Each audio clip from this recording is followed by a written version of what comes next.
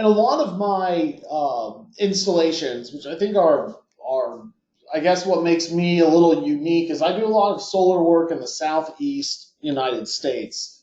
Uh, and what's really interesting about that is it turns out that batteries are implemented in the southeast United States more often than in other regions, um, at least with regard to solar power. And this is because other regions have better solar policy than the southeast. And so we need these batteries to kind of complete the system. And without these batteries, the systems don't really have that much value. So the southeast United States is a very small solar market because its policies are not, the most progressive out there.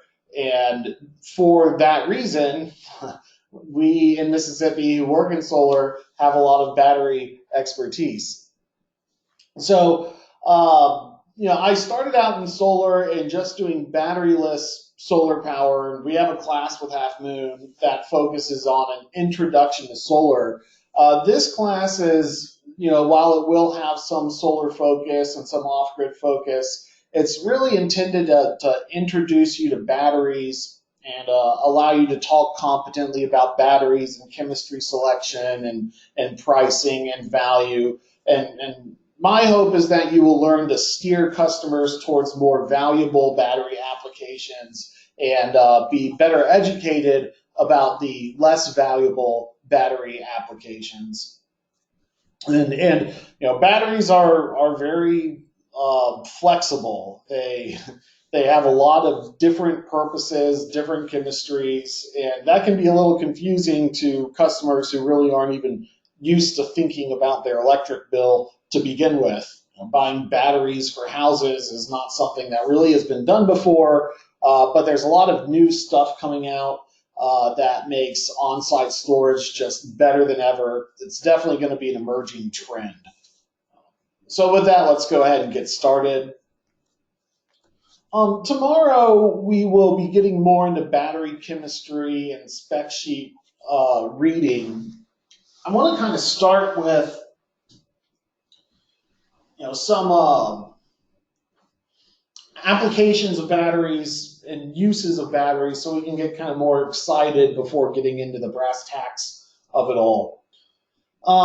Batteries are a new industry. I was actually looking at this slide, this program last night, and I was like, okay, well, this shows like, between 2013 and and today, there's been a tremendous change in the amount of battery growth. I was like, okay, well, maybe I can get something a little more up to date in here into class today. So I found another graph that kind of does the same thing with more up to date numbers. Might as well, it's a live program. Might as well just look at the most, the most up to date.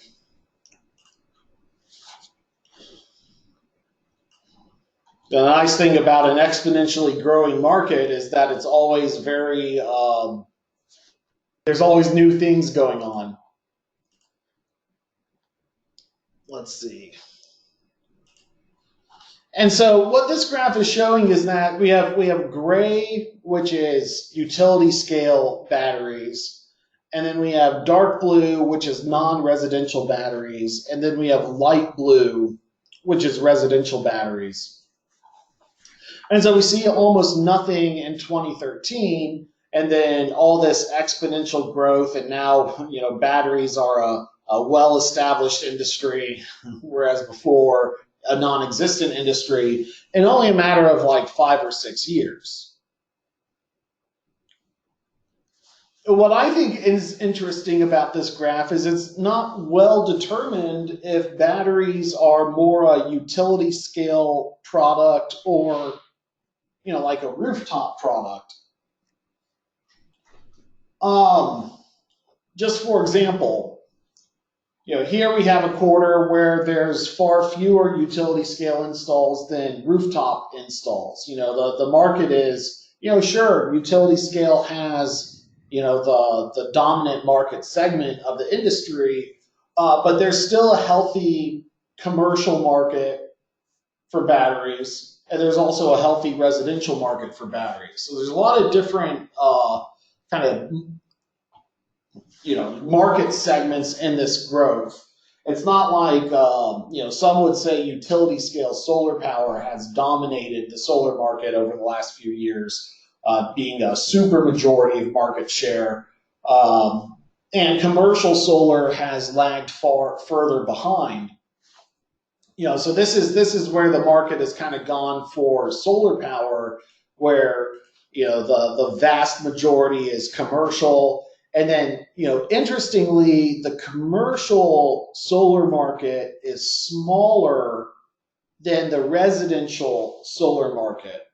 But the commercial battery market is the same size as the residential battery market. What that tells you is, I think the most, and as we'll kind of discuss a little bit later today, commercial solar batteries have some of the best value on the market. And so that's a really hot market.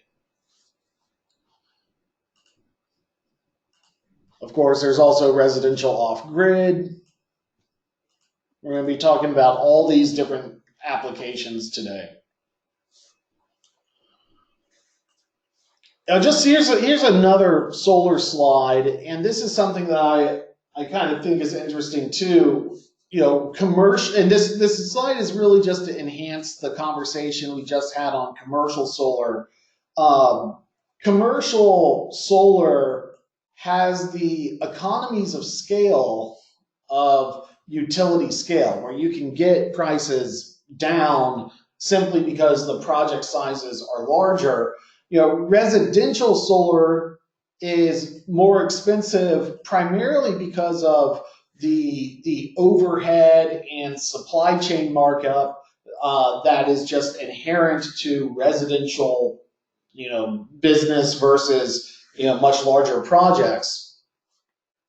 And so this is where, batteries get interesting, because batteries take that solar project and make it even more expensive. But maybe the buyers of these residential projects are already, determined that they have the financial qualifications to buy a nice system. So maybe going with a top shelf battery at the residential level doesn't really break the budget so much, because you're already paying a lot to begin with.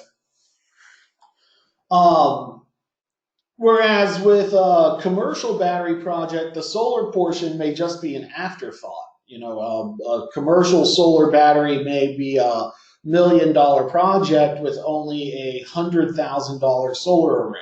It really would be more accurate to say, instead of the commercial solar industry, calling it the commercial battery industry with some on-site renewable charging, because the vast majority of your budget on a commercial battery is going to be on the batteries themselves. So I just think in particular that commercial solar, having the economies of scale of utility, but maybe potentially some more value in the battery bank, is really going to be a hot market for the next few years. Maybe the majority of industry growth will be in what was just, what is currently today the smallest solar segment. I think it's well positioned for growth.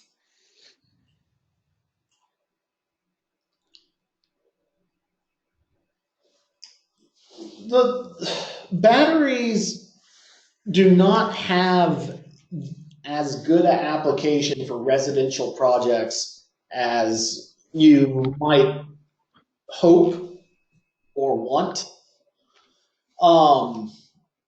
The main reason why a customer wants a battery, and there's two reasons. The main reason is they don't get good compensation for their solar outflow.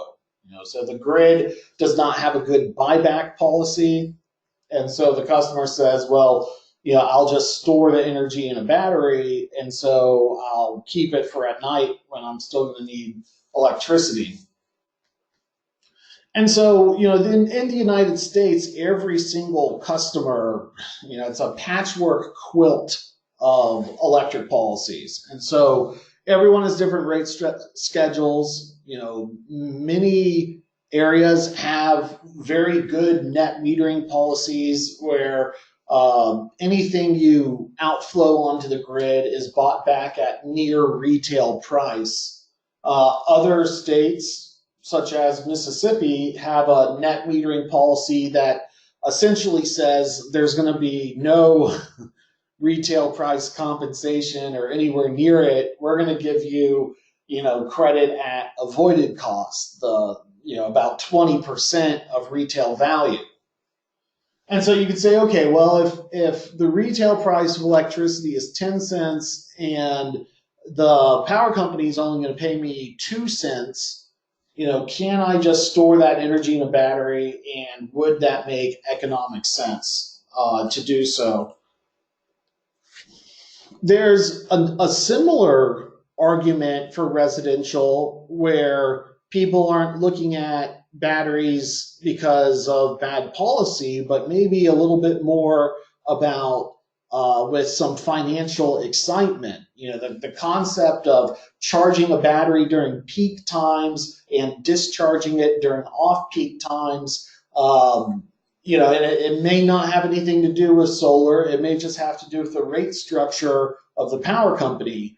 And sometimes there's some overlapping benefit. But so in addition to saying just net metering and outflow onto the grid, you could have a time of day or time of use metering structure. I used one, I think this is something you can get out in Atlanta, Georgia, as an example. You get retail value electricity pricing of around 13 cents, or you can shake your bill up and say, on off-peak times, I'm only going to be charged 6 cents, and on-peak times, 23 cents. And so, the battery owner thinks, oh, is there a money-making opportunity here? Can I charge my battery at 6 cents and avoid the 23-cent rate and come out ahead, get my money back, get a return on investment? And there's a more nuanced issue or an advanced issue that says, well, maybe this time of day rate structure is not the better rate structure. Maybe just staying at the 13 cents is the better way to do it. But if you already have solar and you already have batteries, generally speaking, a time of day rate structure will improve the system economics. But I think there's another question to say, well, even so, is it worthwhile? Because what time of day or time of day metering says is you have a peak rate, you have an off-peak rate. It requires use of the battery. And so the question becomes, well, how much does it cost to charge and use the battery? Because if that difference is between 23 cents and 6 cents, and so, if we have a 17-cent difference, what if the battery costs 18 cents to run?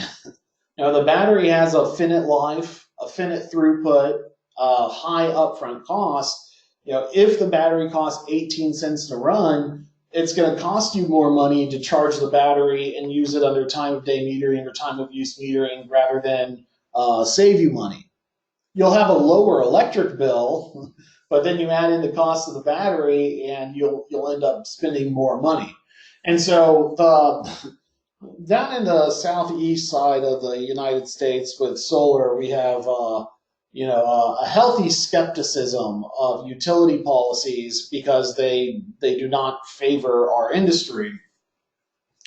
And what I would say is there's nothing stopping the power company from adjusting these rates to keep them just far enough apart to, encourage customers to do load shifting, but close enough together to make sure that it's not financially advantageous for customers to start gaming the system with batteries.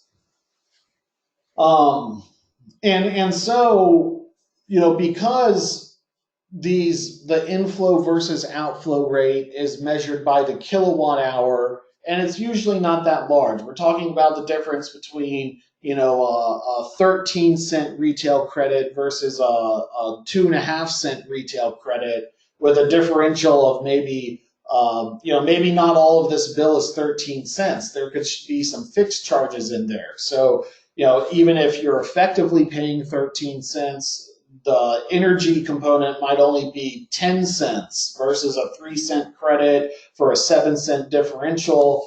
You have to know how much it's going to cost to run your battery to say, well, it's going to make sense for me to keep that energy on site rather than sell back at the discounted rate. What most customers will find, and what we'll find, is that there aren't battery projects that you can implement at the residential level where all in are much cheaper than 7 or 8 cents. And you use the latest and greatest technology, you're going to get into higher costs at this time. You use the older generation technology, you're going to have worse, user experience. And so it's very difficult to make the economics of a battery work when you're just dealing with energy, when you're only dealing with dollars per kilowatt hour. These kilowatt hour differentials have to be incredibly high, 20 cents a kilowatt hour or larger, for there to be a real economic motive for a residential customer to start day trading electricity. They may have other motives. They may want the backup power. There's spite is a common residential battery sales technique. They get a raw deal from the power company, so they buy the battery. I don't care if it costs me more money. I'm not giving any more energy back to the power company. I don't think that is the right attitude, but it is something that customers should be aware of going into a battery project, is that just because they have the opportunity to charge low and sell high, that's not the only piece of the puzzle. It's also how much does the battery cost to use, which we'll calculate in short order.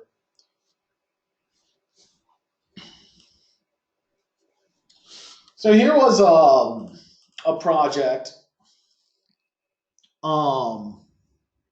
Does residential include multifamily apartment buildings, or those tend to fall under non-residential or commercial? Those tend to fall under non-residential or commercial.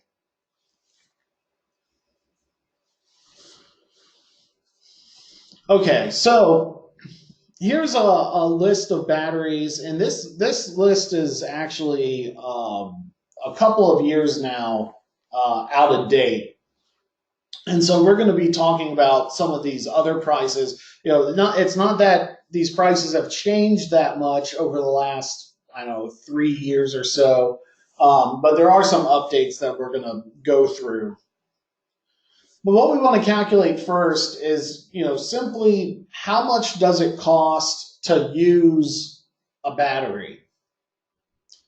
And this is a very advanced calculation that we're trying to make in a very simplistic manner. But if you don't have an idea of what the battery costs to run, then you can't really have a conversation about it.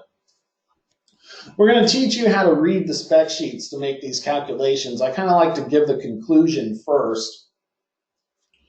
And then we're going to talk about ways where this calculation could be wrong too. But let's just look at, say, what has been one of my favorite batteries, which is an industrial flooded lead acid battery. Okay. So how would we determine what's the levelized cost to run this flooded lead acid battery? And the way that I would do it, just to do an apples to apples comparison, because we want to do a comparison against, say, lead acid to the Tesla Powerwall to a lithium iron phosphate battery. You might get a different battery manufacturer saying, oh, with their tech, they can deliver, the lowest cost out there. How do you make this calculation? Well, Tesla kind of makes it pretty simple in their warranty. What they say is, we're going to give you, for our Tesla Powerwall, we're going to give you, X number of kilowatt hours coming out of the battery bank. And so Tesla sells their battery with a monitoring system that monitors every single kilowatt hour coming out of the battery. And when your 37,800 kilowatt hours is up, you're done.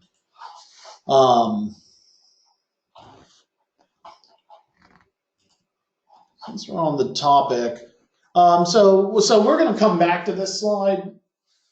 But what I wanted to kind of point out is that, for we're going to come back and do these calculations by hand. But what we're talking about with batteries is price ranges in the 9 cent up to 20 cent a kilowatt hour cost just to use the battery. And so keeping in mind that time of day rates may only vary by 6 or 7 cents, that inflow versus outflow rates may only vary by 6 to 10 cents. The disappointing conclusion is that in most cases, if you're a residential customer and you're trying to save money with a battery, by voluntarily going on to time of day metering or voluntarily, buying a solar array and making a decision between inflowing at a low rate or storing with a battery, often by the time you get to the cost of the battery, it's not going to make financial sense. And so what happens with many residential customers is if they are buying a battery, they end up getting a small battery. And because it's a small battery, it doesn't back up the whole house. And so the solar customers, residential customers, look at batteries and say, oh, I didn't realize my solar array needed batteries to work during the blackout. And then they end up going and buying a small battery. That doesn't even mean that battery is sufficient to power the whole house during a blackout. Often it'll just power, a critical load, because otherwise you start getting into residential off-grid where you're buying large enough batteries to take the entire house offline. We're going to come back to this chart after we explore some technical documentation to make these calculations.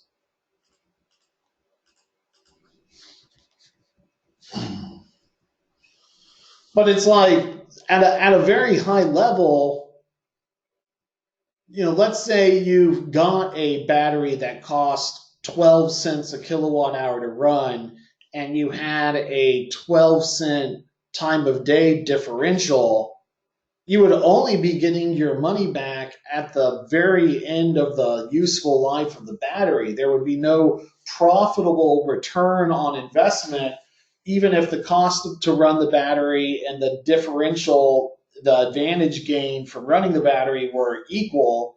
You would be, an investor would say, you put your money in at the end of, 8 years, you get back every penny. That's not a good investment.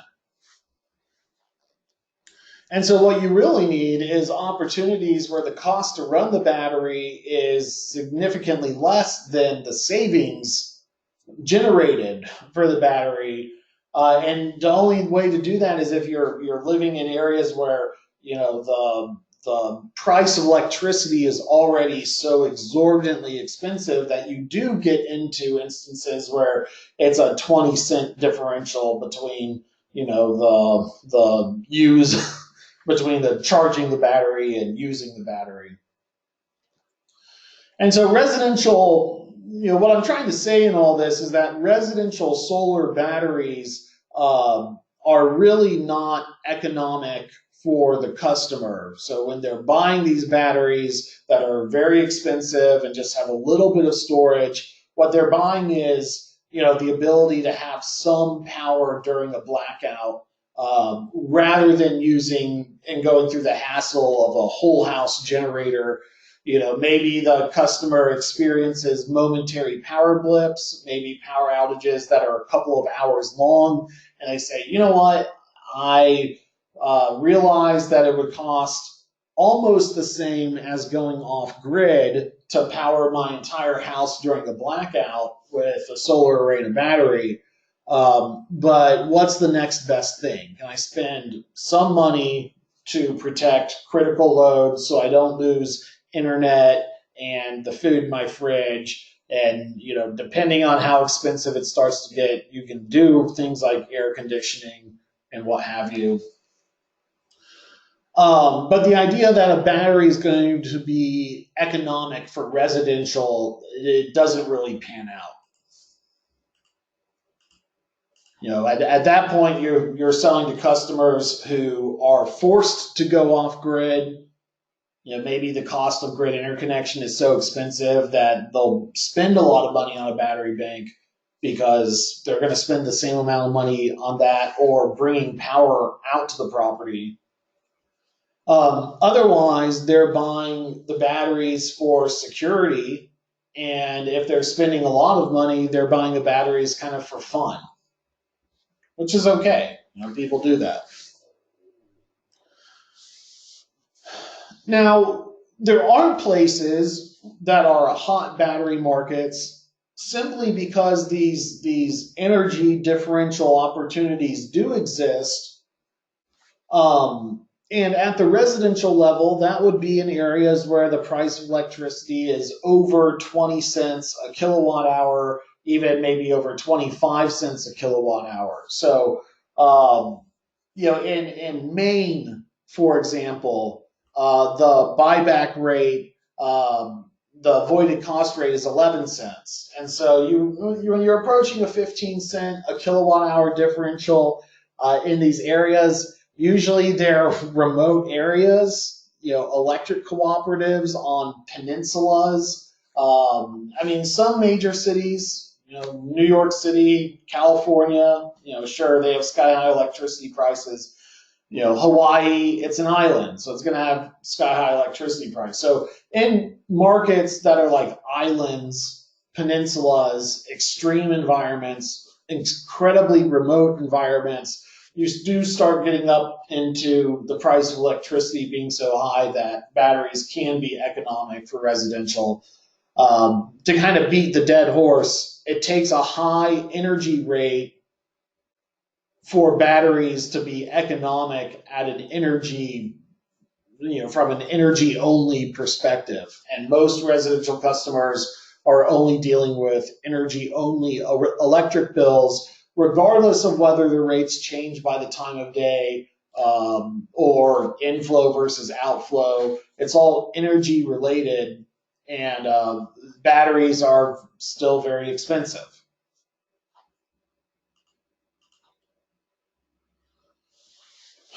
Now, utilities and commercial customers, for that matter, have completely different economic motivations for batteries than residential. Residential customers are almost held captive by the powers that be because they're just small little customers. Utilities might be directly participating in utility scale power contracts for buying and selling. Spot prices on deregulated markets can go sky high. And so if you have the connections and the battery and you can squirt juice just during peak times, that can be a effective business model. We're going to talk more about commercial business models and what makes, we'll get into why commercial was so bad for solar in years past and why batteries now are making it so good for solar. It all comes down to rate structure.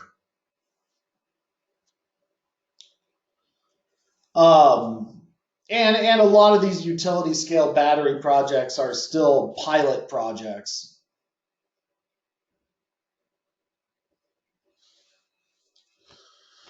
Let's kind of start out our technical discussion with some battery design philosophies that I thought that these things were very important when I started designing battery systems. And then I realized that it it really does depend on the job site, and there are workarounds whether or not you do one design philosophy or the other, plus the ability to mix and mash things up. And there's reasons that if you went with one philosophy, you might consider a little bit of the other, or vice versa. So I'm not trying to say you have to do one kind of interconnection approach versus another kind of interconnection approach. And even in specific circumstances, it might come down to specific things located on that job site that make the interconnection either a challenge or a breeze. So what I'm talking about is, how do you connect batteries to a building's electrical system? Where do you do it? If you have a solar array, do you have the solar array charge the batteries and then all come out the same spot? Or do you separate them? Do you have the solar array on one service panel and the batteries on another service panel? If you already have solar and you want to add batteries, which makes sense. There's a lot of solar customers out there. They look at California, they say, well, if the power company can just shut my power off on a moment's notice, maybe I did buy an incomplete system and I need some batteries for some backup power capability. How would they do that? And so what we have here is the solar inverter, and then all we've done is added on an additional battery, the battery inverter, and they're right next to each other. So this is AC coupled, is that we land on the AC side here, we land on the AC side here, and they are in parallel to each other in AC. And that is what AC coupling is. DC coupling is a little bit different. DC coupling is you have the solar array, essentially you have the solar array and the battery tied into the same inverter. And technically, DC coupling, if we could fast forward to 100 years in the future and see if devices are DC coupled or AC coupled, technically DC coupled should win that race. This is a company called Pika. They were recently bought by Generac. And what their architecture does is, they do string level controls up on the roof. They don't do module level optimization. They do circuit level optimization. They don't actually use the full 600 volts that they're allowed per National Electric Code. They say, our lithium ion batteries run at around 380 volts. And, our inverters run at 240 volts. And so we're going to run our solar array at 380 volts tied into our 380 volt battery. And then our inverter is just going from 380 volts to 240 volts.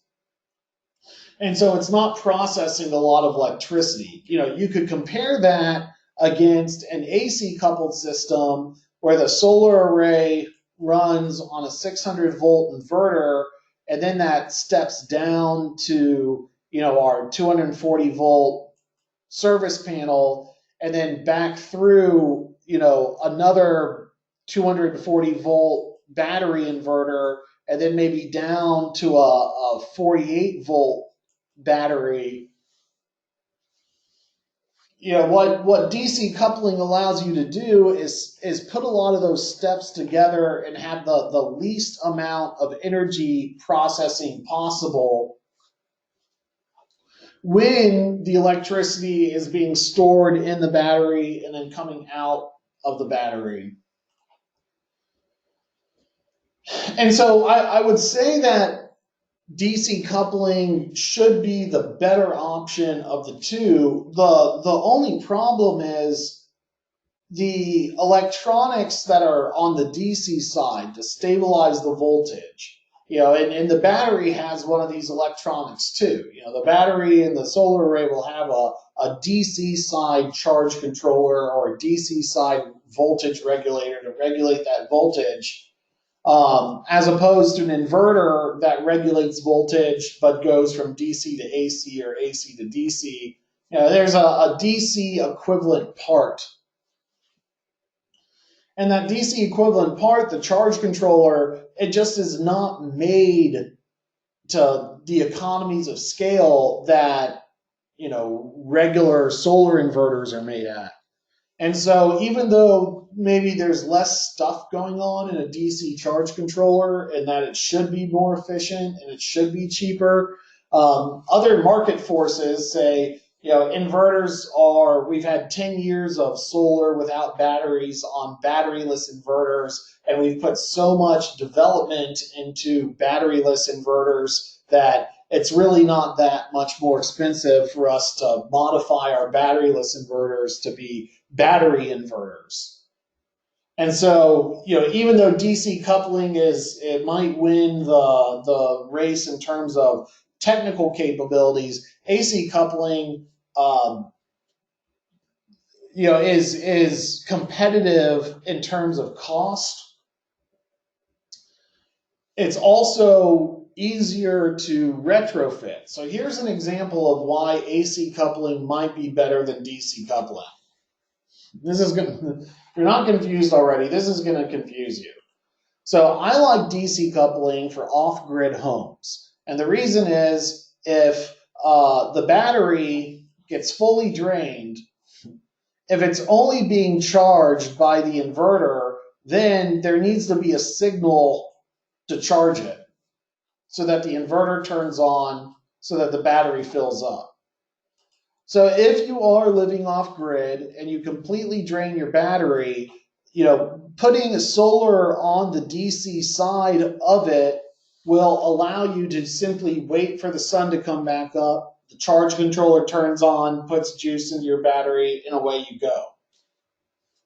So the rule of thumb says off-gridders should do DC coupling so that you can black start your system. So that if you completely break your battery, you can turn it back on again. And that's why DC coupling is better than AC coupling. Okay.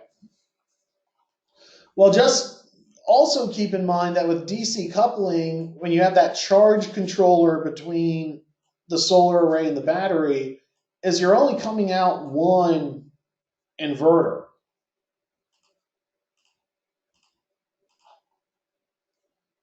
And so here's our AC coupled, so let's say I have a 7 kilowatt solar inverter, and I go and I put that on a 7 kilowatt battery inverter.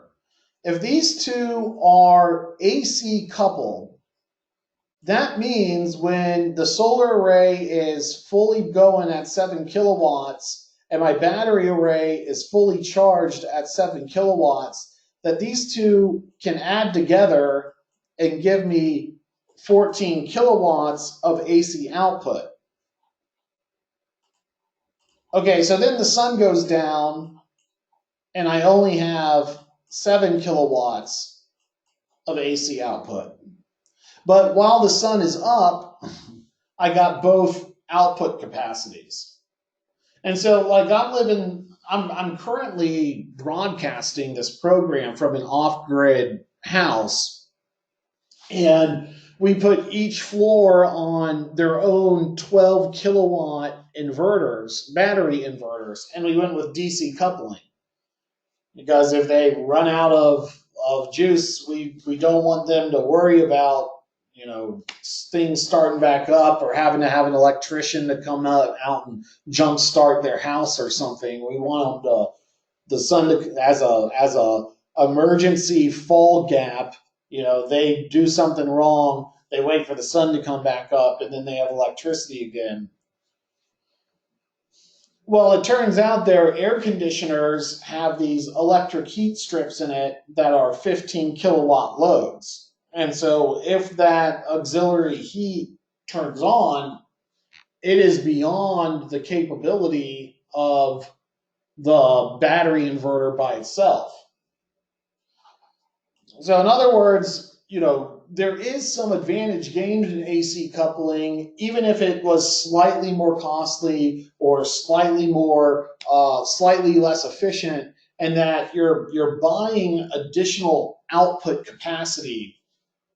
And I've never really found an instance where that additional output capacity of the inverter isn't welcome.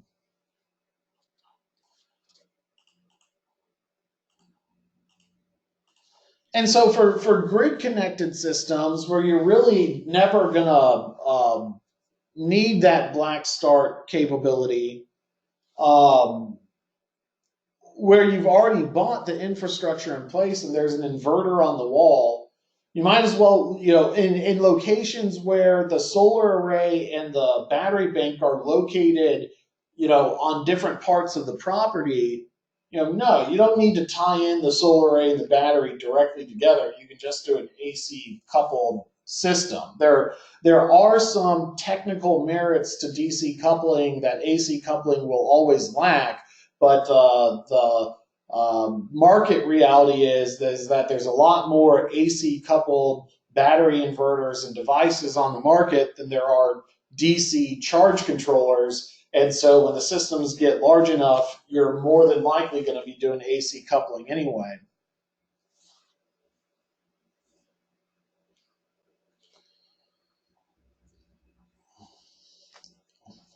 I like DC coupling.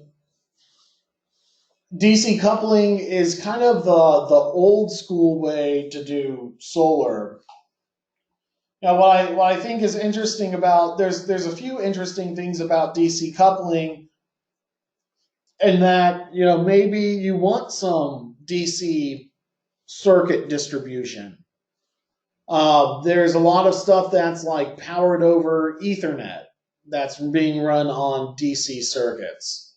But even in those cases, it's usually just going to be better to go over to AC and then come back.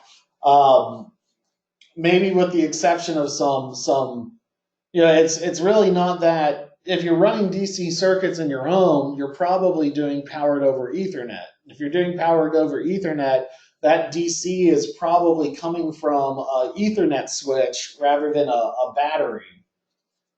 But there is some opportunity for doing DC circuits with DC coupling, because you can get a nice stable battery voltage to connect to.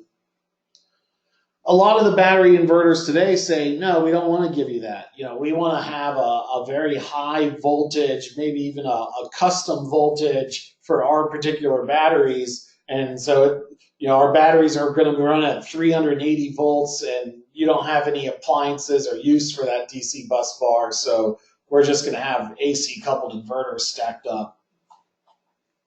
But this is the wiring diagram for a DC coupled system where we have a solar array connected to a charge controller. And so what that will do is it'll take the output voltage from the solar array that is jumping up and down, and it'll do the opposite. It'll stabilize the voltage, and it'll make the amperage kind of jump up and down. Whereas with solar, amperage is more steady. The voltage is what fluctuates. That voltage fluctuation is not good for the batteries. So the charge controller stabilizes the voltage going back to the battery. What's interesting about battery system distribution panels is that, whether it be contained inside the inverter and you never see it, or whether it be part of a larger system, as you start getting into a DC bus bar. In fact, you really might get into two DC bus bars. You might have a high voltage DC coming out of the battery, and then a separate lower voltage DC coming out of the charge controller. And so, when I'm doing like an off-grid home, usually I'm going to the inverter manufacturer and buying a specific, manufacturer's DC distribution panel, mainly because distribution panels are kind of hard to find off the shelf. I have built my own before with metal boxes and bus bars, and essentially you have DC bus bars that the DC input side of the inverter is charged into, the battery's charged into, and you might hook up additional batteries in parallel along this DC bus bar. You could put things like, you could put a super capacitor along the DC bus bar. You could put other DC charge controllers along the DC bus bar. And so when you start to get in DC coupling a whole bunch of charge controllers, and normally you're going to have a whole bunch of charge controllers for reasons we'll get into later, you start needing a full-blown DC side distribution panel in your equipment rooms ahead of your AC panel. Now, Schneider makes an integrated panel where the top of it is an AC distribution panel and the bottom of it is a DC distribution panel. But it costs about the same amount of money as two panels, lo and behold. You also have a communication system, and I think it's important to understand these parts because in some way or another, all of these parts are contained in your component products, whether or not the battery is literally inside the inverter, and so there's a little charge controller center that's hidden away, and some of these electronics are put into your battery inverter, or otherwise, these are common parts that would be found inside or outside of a battery inverter. Now, this is kind of interesting. Schneider, and I'm just calling them out because other manufacturers are the same way, will sell you a battery inverter, and it may not have all the features you need or want. For instance, the ability to turn a generator on or off. And you might think like, oh, that's crazy. Why would, obviously, there's a lot of reasons why you might want a generator in addition to a battery and a renewable system. Off-grid would be an easy one. Maybe grid-tied, you could still benefit from a generator. Who knows? Then you get into like a display. This is another weird one to me. It's like, why is it that when I'm buying these battery inverter products or these charge controller products, all the different manufacturers are trying to sell me a display screen? Shouldn't the products already have some of these accessories? And so I'll call them mandatory accessories. Generator starts, display screens, battery temperature sensors, things that might not come packaged that you're still going to need. And the reason is these kinds of DC coupled systems are usually very flexible. And so you're talking about not just having one charge controller, but multiple charge controllers. Maybe not just one battery inverter, but multiple battery inverters. And then you're generally networking with Ethernet some of these additional accessories together. And so they remove them from the components because you only need to buy one of them. You only need to buy one screen for the whole system. You only need to buy one generator start for the whole system. And so they leave them out. So anyway, I just wanted to kind of talk about how DC coupled is the old way of doing like traditional solar off grid, where you have charge controllers separated from the inverters. Kind of the new way, which is AC coupled, is to just have the solar array be on its own inverter and the batteries be on their own inverter, and let each do its separate thing.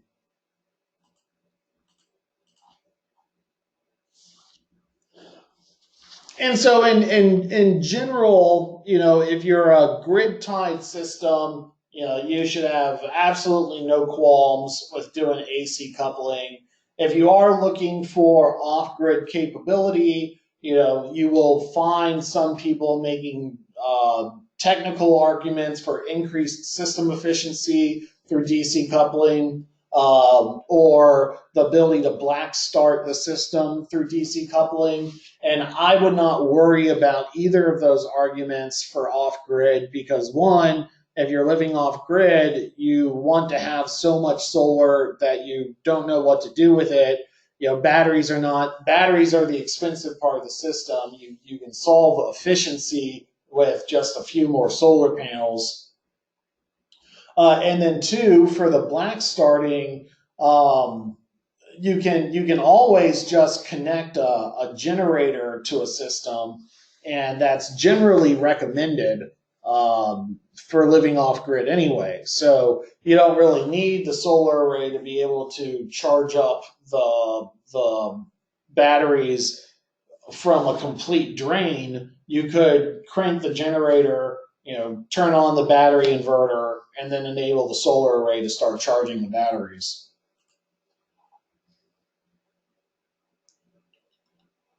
Okay, thanks, Phil. Yeah, if the sound bleeps out, please do message me so that we know what's going on.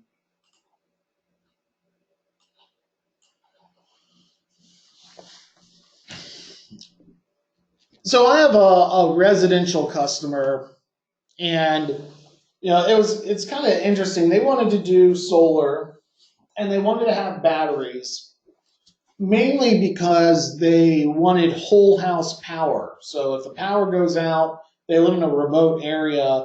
When Katrina hit Mississippi, 94% of the state lost power. And I've had solar customers tell me who live out in the very most remote locations of Mississippi, which is essentially a pine tree forest. And this is like 2 hours out of the way of 2 hours out of the way, where those customers in the most remote areas lost power for months after Katrina. And so this customer says, okay, I'm building my retirement house. I've budgeted for solar, and what I want is the ability for the house to run off grid. Well, this particular utility doesn't have a good buyback rate. They give 2.5 cents. But on top of that, they charge an extra $5 a month because you're a solar customer in order to sell them back their outflow at 2.5 cents. And so you might have a customer that says, well, can I, for one reason or the other, not connect to the grid, not have my system outflow at all? And there's ways to do that with software settings. There's also ways to do that with hardware. What's interesting about utility policy is they'll often try and define a system as being grid connected if the system powers circuits that are also powered by the grid directly.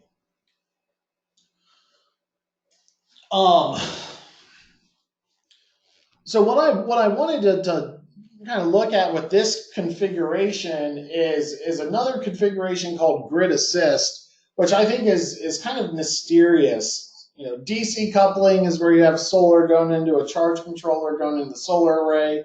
AC coupling is where the one inverter is next to another inverter, so there's two inverters, keep the solar separate from the batteries, and that can have some advantages like just having more inverter output capacity. Grid assist is a configuration where the batteries have the ability to be charged by the grid, but the load is separate from the grid. So the load is being powered by its own battery inverter. And here we have a transfer switch between the grid and the solar array. And so the solar array is completely isolated from the grid. I don't know if this is the best way to illustrate grid assist, because actually the Sunny Island is grid listed for both inflow and outflow. The reason why I use grid assist systems is because often the inverters are located right here and they're just one way. And so the grid can charge the battery on its own kind of AC terminal that's connected to the battery here. But as far as the load goes, it's all run through the whole house battery inverter. And so the reason why I like grid assist configurations and not keeping the battery grid tied is you get into a lot less safety provisions for the battery inverter.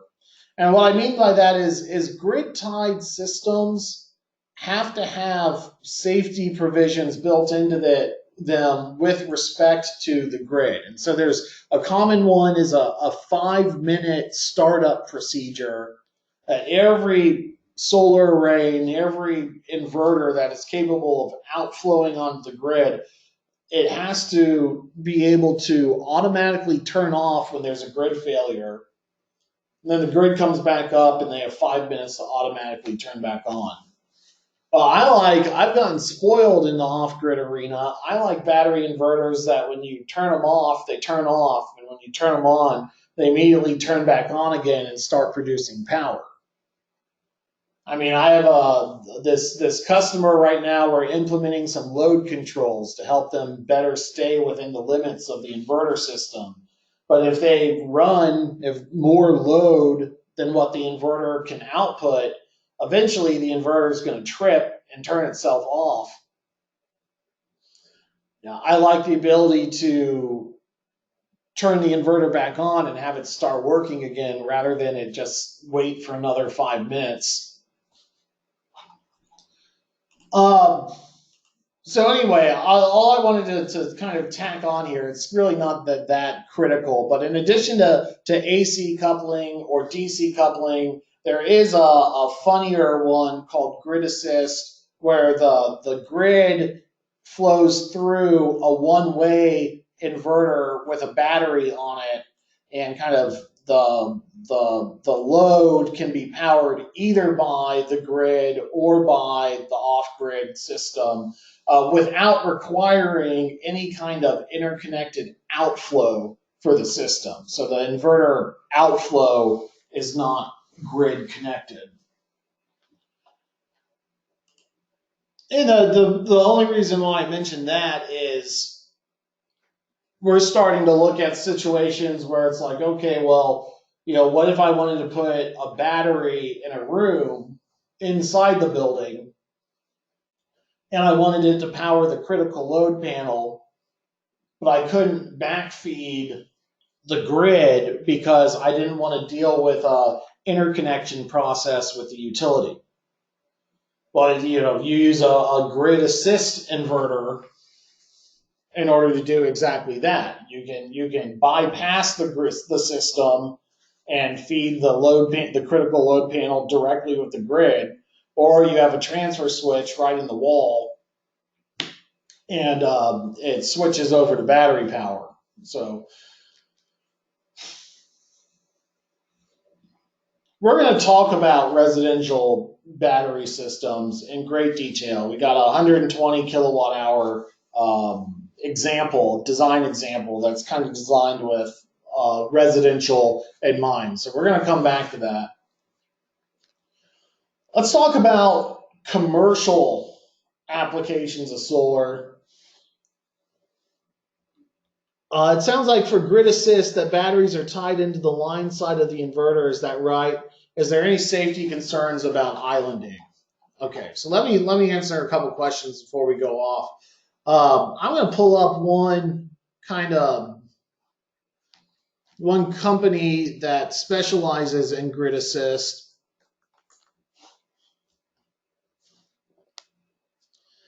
And after running a 5,000 square foot house off two of these, I think that you do pay a price when you go for cheaper systems rather than more expensive systems. We haven't got into cost yet, but looking at these, UL listed. So it's not that they're not listed, but here's an example of a 12 kilowatt inverter.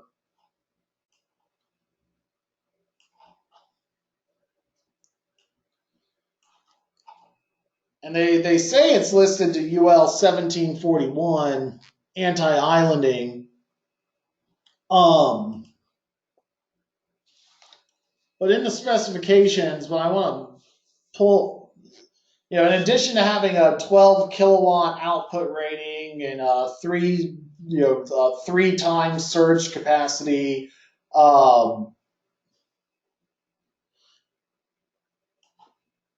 it has a 63 amp automatic transfer switch and bypass switch.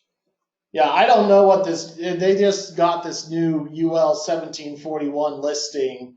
I don't know if that says you can direct land the output onto the grid or not. But what this inverter does is it's just one way. So there's so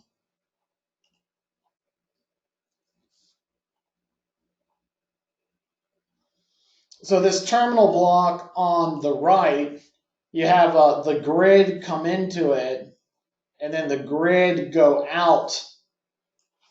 This is from the utility transformer. And so the outflow is not connected at all to the inflow. There's no back feeding the grid with this. It's just a one-way inverter to avoid the necessity of grid interconnection. It's not that you have to still install it per code. You have to still get an electrical inspection, but you would not need a grid interconnection application for this type of product. And so I don't know if this is the most appropriate to be running an entire house on, given that if you already have a grid connection, you might want the homeowner to take advantage of it. But what I think is interesting about this as you get into rack-mounted inverters, and these are also grid assist inverters. And so this is a battery inverter that can fit on a server rack, and they make lithium-ion batteries now that can fit on server racks as well. And so you could have with these server rack inverters and server rack batteries, you could basically be powering 100 amp critical load panels, through grid assist, where you take, critical loads, or even non-critical loads off of your building baseload capacity through these one-way battery inverters as a means of demand management. So we're looking at, just personally in our company, building some rack-mounted battery inverter power stations in order to use our smart controllers to have the batteries only charge based on time of day rate structures, based on battery usage, but also we're using them for demand management so that when the system in the house hits above 12 kW, we can take 3 kilowatts of load off of it and shuttle it to its own isolated battery.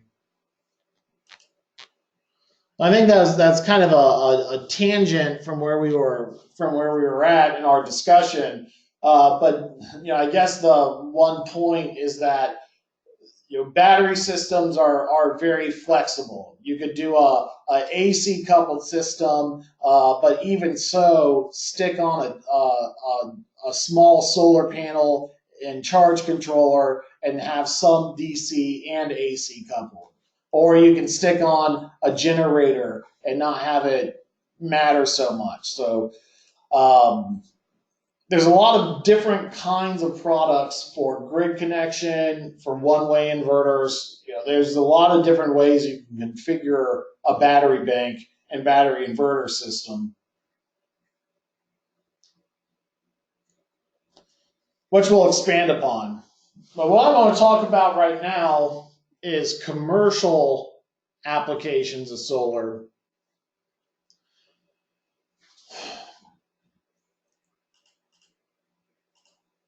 In our previous discussion, we were talking about how residential energy is a kilowatt hour, how residential rate structures vary by the time of day. You might have a different kilowatt hour based on the time of day.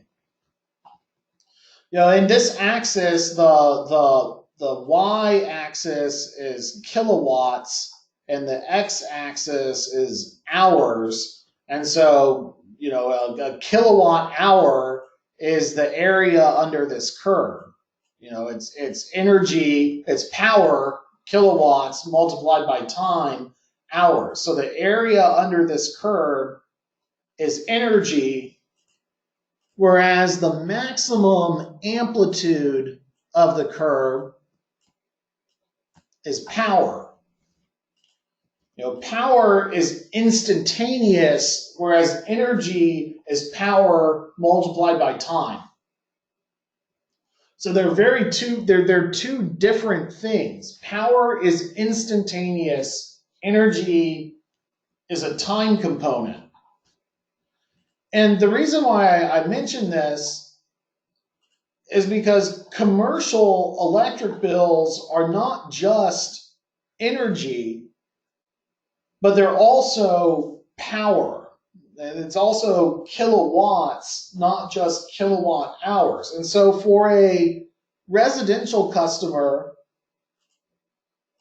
other than some fixed fees, some minor fixed fees, for a residential customer, we don't have this demand charge. We just have energy charges. And so, nearly 100% of our bill, ignoring the fixed fees, is based on energy.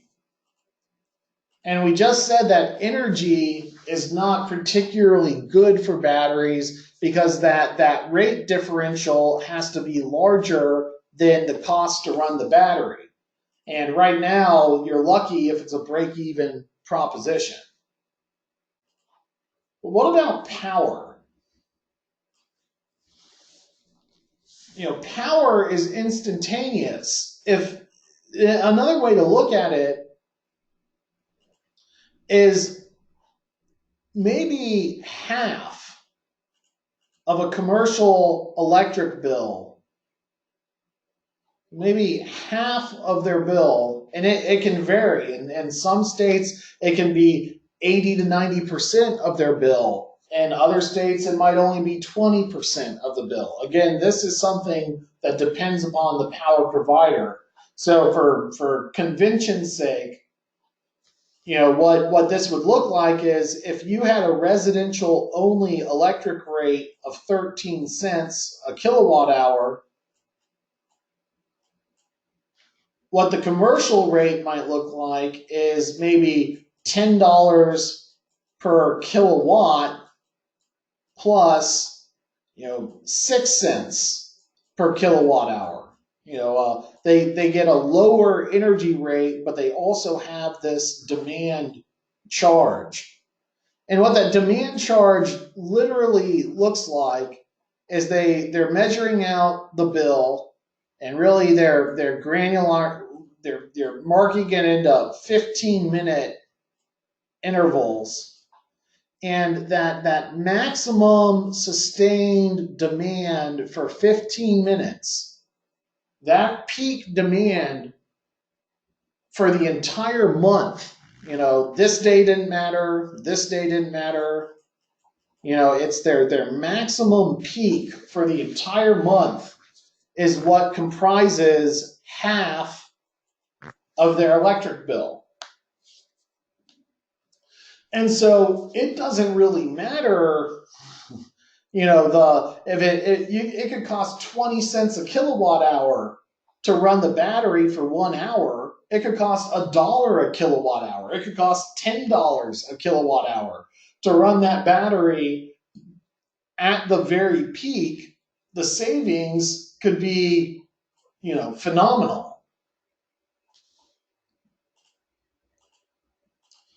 The way I look at it is that with solar in years past, it was about eliminating 100% of your bill. You're a residential customer on an energy rate, you want a good net metering policy to get rid of all of your bill.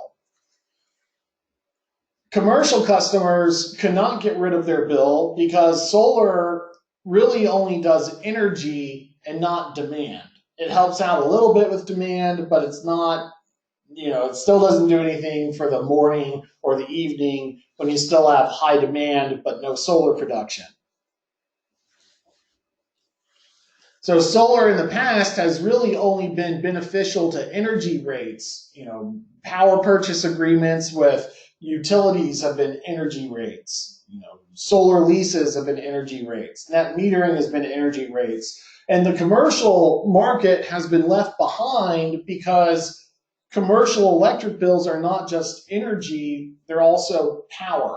And there's no way to guarantee without a battery that one cloud isn't going to sit on top of the solar array during that time and cut out all the solar production, and your demand spikes up to what it normally would be, and then bingo, you got your, even though the solar array 29 days out of 30 has generated peak power during high demand times, that one day out of 30 that it doesn't do it, you get stuck with the bill. And so what a battery is now doing for commercial solar, it says, okay, well, maybe solar is only going to be a small part of it to do, for the most part, taking out our demand. But then for a partly cloudy day, we're going to come in and have a battery take over so that we can still maintain our demand management.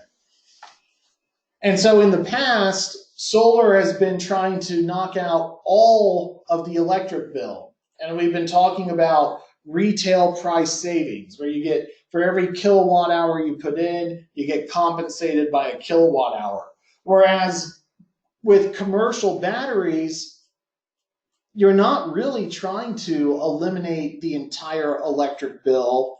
You're really focused on just the peak, just the potential for the most expensive electricity. And what that means is if you installed a solar battery on a commercial facility, and let's say it only did 10% of your energy use, it still might reduce your demand by 20%. And so what that means is you could offset 10% of your facility energy use with a solar battery, but reduce your electric bill by 30% or more. So whereas in the past with like residential solar and the net metering debates, it's always been about 1-to-1. If I offset 100% of my energy use, do I get compensation equal to 100% of my bill? And that's what everyone's been arguing and talking over in solar for the last 10 years is what is fair compensation for solar buyback. What is so exciting about commercial batteries is you don't have to outflow onto the grid, you don't have to sell back for them to be cost effective, and you don't have to do 100% of your facility. In fact, the more you do, the more diminishing the returns. If you go after the whole enchilada of energy use, if you go after all of the area under the curb, if you're going for 100% of the electric bill, the maximum savings for 100% is 100%. But with a commercial solar peaker, if you go after just the spikiest electrical loads through solar during the day and your battery playing free safety, your ratio wouldn't be, for every kilowatt hour you reduce your electric bill by a kilowatt hour. Now it's like, you could reduce your facility energy use by just some small amount, but because it's focused during peak times, you could get a multiplier on savings. And what that means is commercial solar batteries, by and large, have the best payback in the industry out of any kind of application of solar, with the exception of very specific utility scale kind of niche market applications. So, a lot of solar, battery manufacturers are just saying, forget the residential market. I'm going after commercial because that's where the money is. So what this is a chart. Obviously, commercial batteries are the most cost effective when you have high demand charges. And what I wanted to say with this chart is that most power companies have demand charges in the $10 to $8 range, and that tends to be a little bit too low for really good savings with commercial batteries. Once you start getting into the $15 on up range for demand charges, do they start to become pretty economic? Talking about getting paybacks within a 7-year to 8-year time frame, which is like the bare minimum of what facility managers want. Although if you can get a good economic payback and provide some backup power, critical load protection, that's a pretty good value right there. And so, didn't really illustrate, but the question, the point, we have I don't want to spend a terrible amount of time on this. But the point is, demand charges are scattered throughout the country more than the price of electricity. So, like here in Mississippi, we have $20 a kilowatt demand charges, but 2-cent electricity. So if you're an industrial customer, you're paying a $20 demand charge, but 3-cent electricity. Whereas you go up to New York City, you're paying a $20 demand charge, and then you're still paying 15 or 16 cents for your electricity on top of that. And so what's really interesting about economic batteries is that it's not the energy rate that matters. You know, whether or not the opportunity is a 2 cent a kilowatt hour energy rate. If you have a $20 demand charge, you can still have a very economic system. There's actually a graph of this, so I'm gonna look it up real quick so we can take a closer look. This data did not exist when I got into the solar industry. Let me see if I can't put this link into the chat room.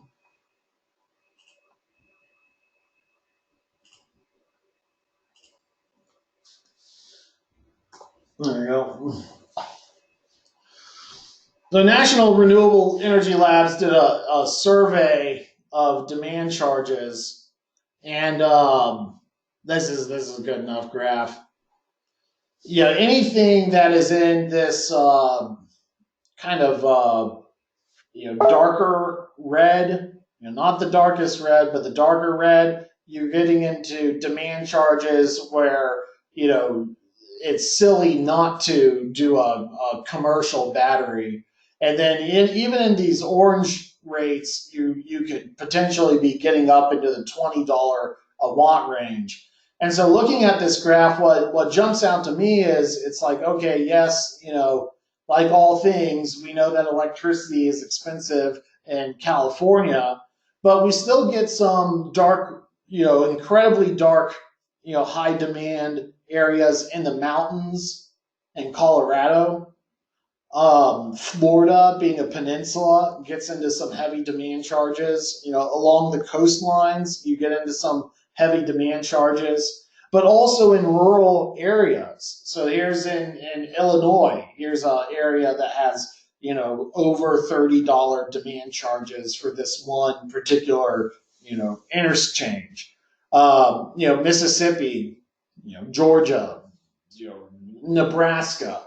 States that you would not suspect of having high electricity prices because of their geography, because they may be in a rural area or a peninsula or something where you're like, maybe, I don't know, maybe, I don't exactly know what explains this little node here down in southern Illinois, other than, it's a very rural area with a lot of manufacturing, and then you got St. Louis right across the river.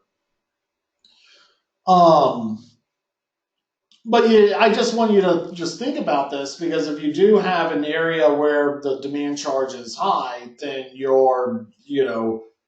these are prime markets for commercial batteries.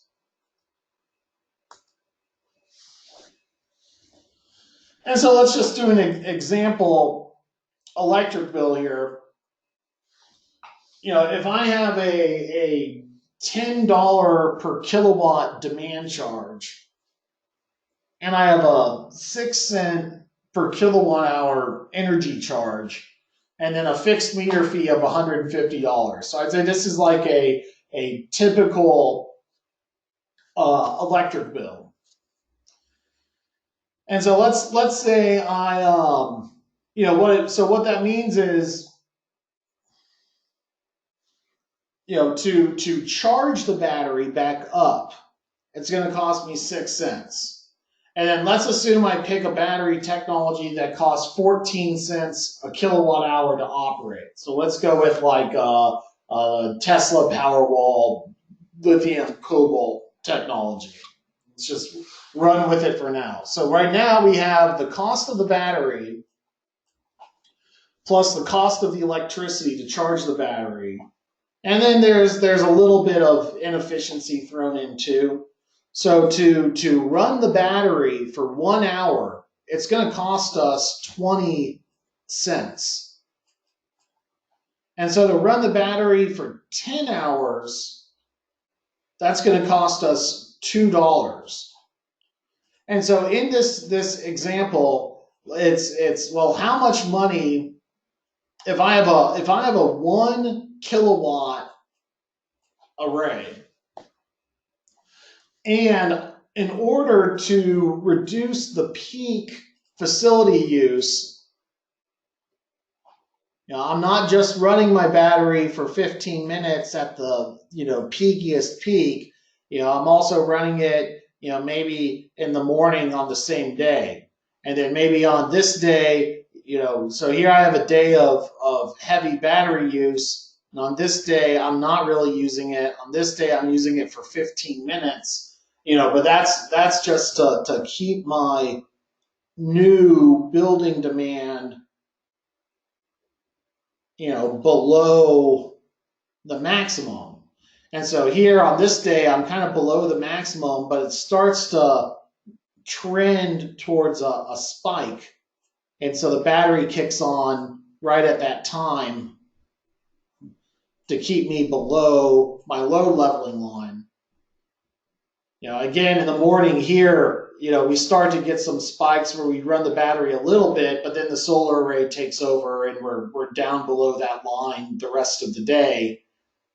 And then here we have a day that instead of being a nice, even, smooth solar production curve, it's a partly cloudy day. And so our production is down and we're using the battery a lot more often. And so what I'm trying to say is I'm not just going to run the battery for 1 hour and save 1 kilowatt. I might have to run that battery, depending on its right size, for 10 hours to save that 1 kilowatt. And if I run it for 10 hours to save 1 kilowatt, it's going to cost me $2 to operate, but the savings are 10 kilowatts or $10, which is a low demand charge. And so even on a low demand charge, you're looking at a $2 cost to operate the battery on an $8 savings for that month.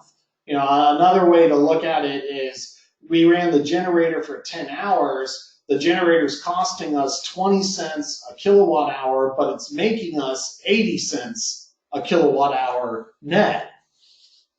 And so the reason why I wanted to put this calculation in here, in case you're trying to follow along or lost on what I'm trying to say, is that the energy cost of the battery, it doesn't really matter if this battery costs 14 cents or even 30 cents a kilowatt hour. It doesn't even matter if this battery costs more than the retail price of electricity per kilowatt hour when you plug it into a demand charge and you're not trying to run that battery every single hour of the day, but you're only trying to run it during peak times.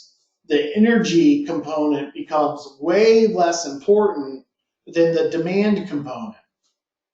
And I think that this is a very important issue because you're going to see in this battery industry commercial buildings installing, jaw-droppingly expensive lithium ion. And so you might think, oh, well, that's finally become become cost effective, only to see look at the residential market and say, well, how would this ever pan out financially? It doesn't make any economic sense for someone to be spending so much money on a battery, unless it's a pure luxury purchase. But then if it was a pure luxury purchase, then why are all these businesses going out and doing it? And the answer is, they have a different billing structure that diminishes the cost per kilowatt hour of the battery and rewards a system of right sizing, which is further interesting because it's not trying to steal the entire business away from the power company. It's not trying to take the building completely off grid or 100% off grid or even 10% off grid. It's just going after the spikiest peaks. And in case we don't come back to this point, we talk about a little bit more in our commercial solar peakers class. But this is this much battery usage for running our load at this much. So we take our base load and our peak load, and they've leveled about half of it. If instead I only leveled a quarter of it instead of half of it, so if I went with a smaller system, I would only be focusing on the spikiest of spikes, and so I wouldn't have used the battery here, I wouldn't have used the battery here, and and really my use of the battery on this peak day would have been cut dramatically as well. And so what's really interesting is the concept of economies of scale on these commercial batteries doesn't necessarily apply. I mean, the commercial batteries can be very large because electrical loads on industrial facilities, hospitals, big load centers are by their nature very large. But in the grand scheme of things, a multi-million-dollar battery for a giant industrial complex still might only be able to manage the peak loads of that complex for a couple of hours. So what's, in other words, to say the billing structure of commercial makes it possible to do cost-effective batteries for grid-tied purpose, whereas the billing structure for residential customers does not give those residential customers that same opportunity. This is actually something the solar industry has gotten wrong in years past. In years past, the solar industry has gone and rallied against demand charges for residential customers, whereas those same customers who thought it was going to be a punishment to go on to demand charges, and maybe back in the day it would have been a punishment to go on to demand charges, but nowadays with improved software, improved battery inverters, and improved battery technology, it's the commercial customers who are already on these demand charges who have the greatest profit opportunity.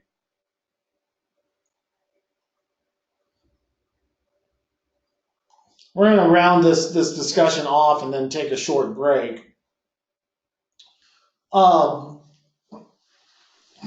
In other classes, we do a PV watts calculation, and we'll do one in this class too, but I stress in other classes to know what your solar performance ratio is. For every watt of solar installed, how many kilowatt hours per year does it produce? And it for most of the country, it varies between 1.3 and 1.4 kilowatt hours per watt per year. This should actually be switched here. Kilowatt hours per watt per year. And then I did a residential electric rate that's more typical for the average United States. And then I also modeled one where it's a little bit higher than average. And the kind of intent behind this is that this is for like most of the country that's a little bit on the sunnier side with a little bit lower electric rate.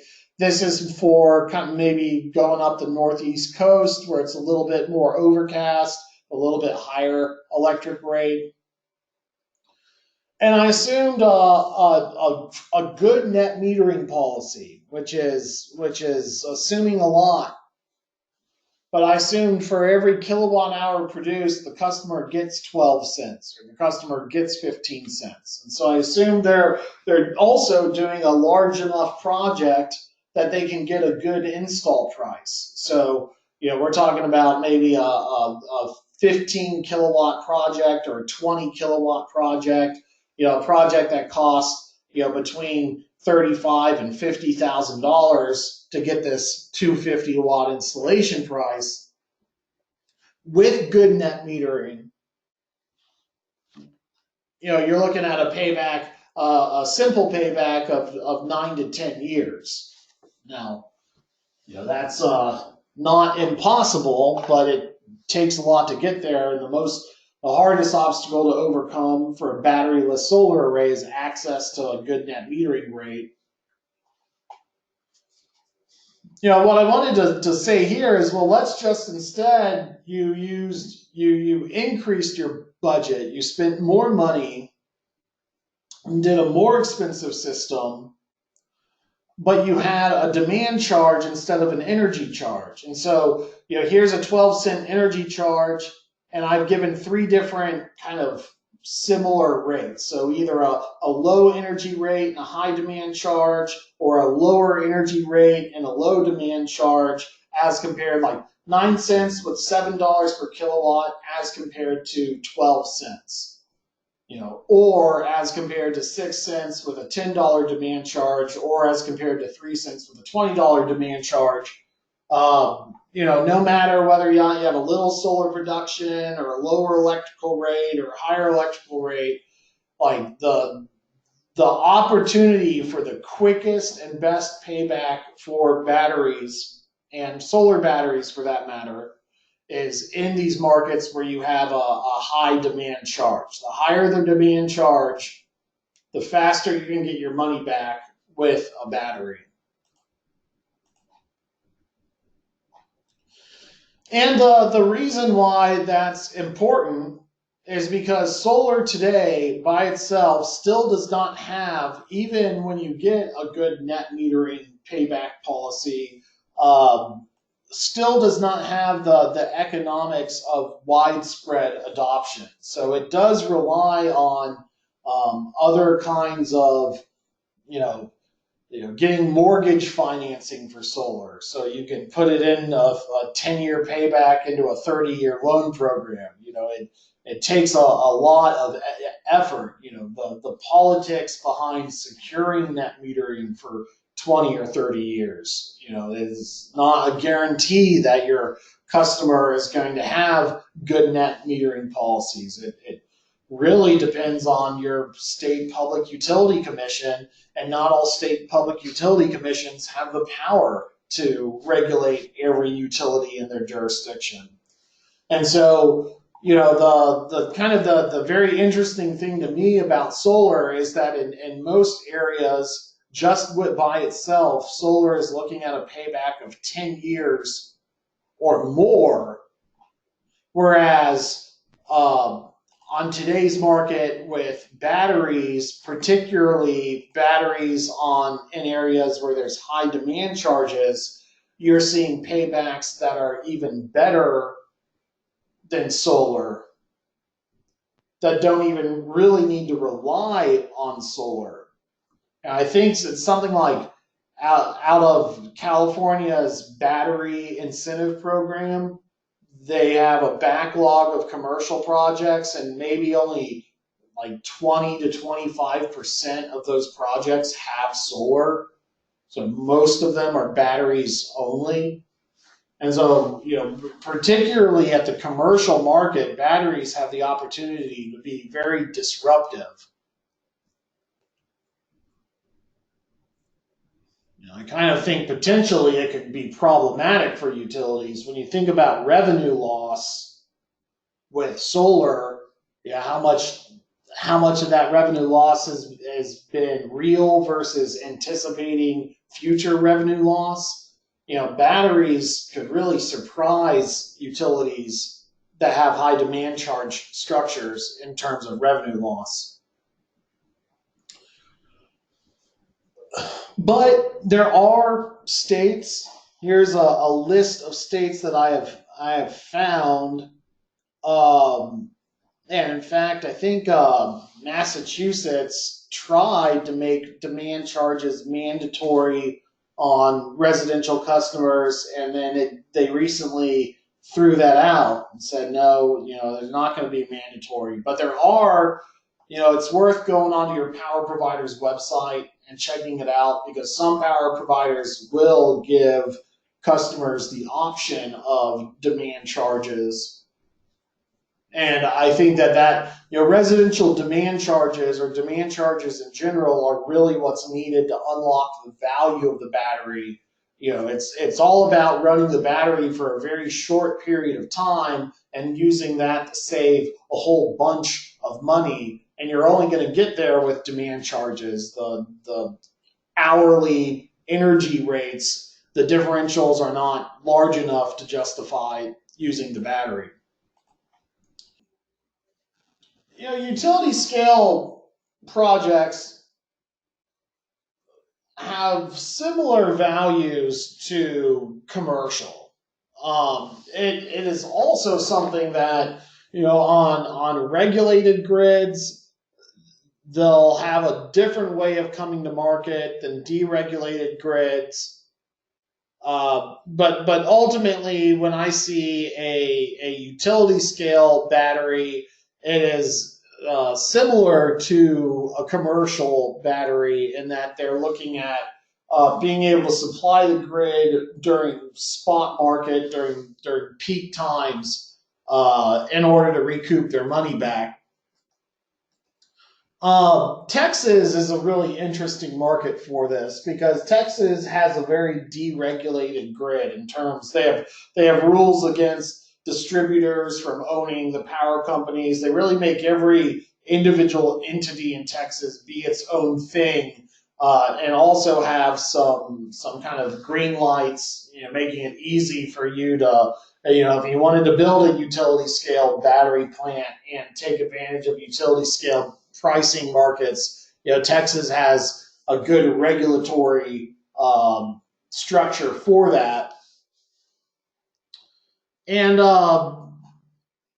not trying to pull too much social media into it, but, if you want to go and see what completely deregulated markets have a pretty good reflection on real-time value of electricity pricing. And the energy Twitter verses get really excited because you can see like what a kind of deregulated free market grid is supposed to look like and what it can do for spot pricing and electricity. And just give me a minute. Some days, here's a good example. Some days, and they're saying, okay, over at this little spot in Texas on this particular day, electricity was worth $2,000 a megawatt hour, and then a couple of miles away, it had a negative price. If you're feeding the grid a few miles away, you're at stranded electricity. And so there are, even if like at the commercial level, there's opportunities for running the batteries for very short periods of time and recouping a lot of money that way. Utilities projects could potentially have the same opportunity for that. Whether or not you have the ability to be an entrepreneur in that setting is really something that's going to depend upon whether or not you're living in a regulated or deregulated market. In a regulated market, the power company themselves will be developing the battery plant, and they may have a little bit better control over the planning process for that.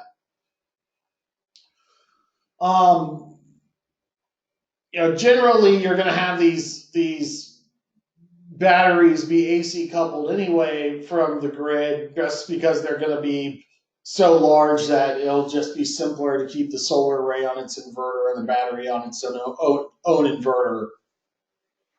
So not that there aren't products out there for DC coupled batteries. I'd say by and large, you're going with a dedicated battery inverter as part of this project, and solar would be next to it rather than directly wired to it.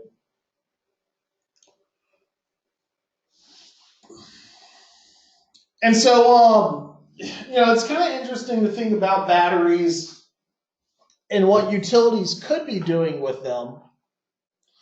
For example, if you have a whole bunch of solar arrays on a particular community, Yeah, this is a problem. I was talking with a buddy on some projects.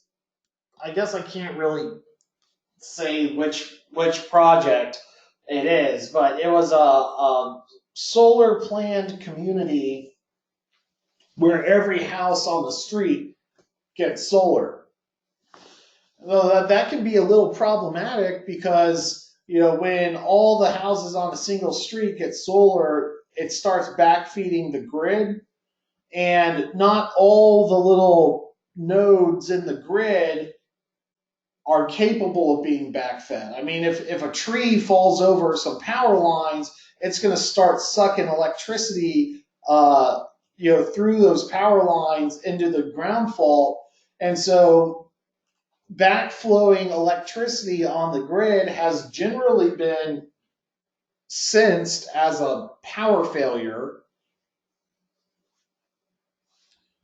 And so these little transformer nodes or power distribution stations, you can't just have a whole community backfeeding it. If it gets too much, it can turn off, cause a blackout. Now, on the other hand, those stations would be good places for batteries. Buying one large thing is generally cheaper than buying a bunch of small things. And so, if distribution circuits started to get their own batteries, then when a power outage takes out one part of the distribution grid, it doesn't need to take down the whole system with it. And so there's some thoughts that batteries could really open up and solve a lot of problems with distributed power, and that maybe that warrants some attention and budget priorities over building newer things. For example, with California's power outages, would it be a better use of their money to convert the whole grid to underground power lines, or would be doing distributed batteries so that they actually could shut down portions of the grid without disrupting, smaller distribution networks? Would that be a better budget priority?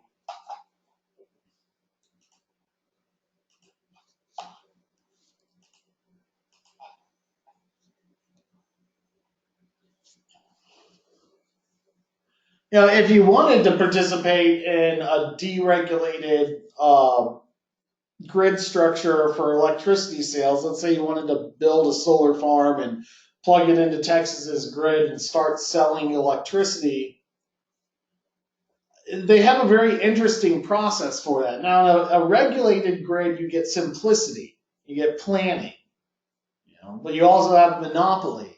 That can come with its own, wastes.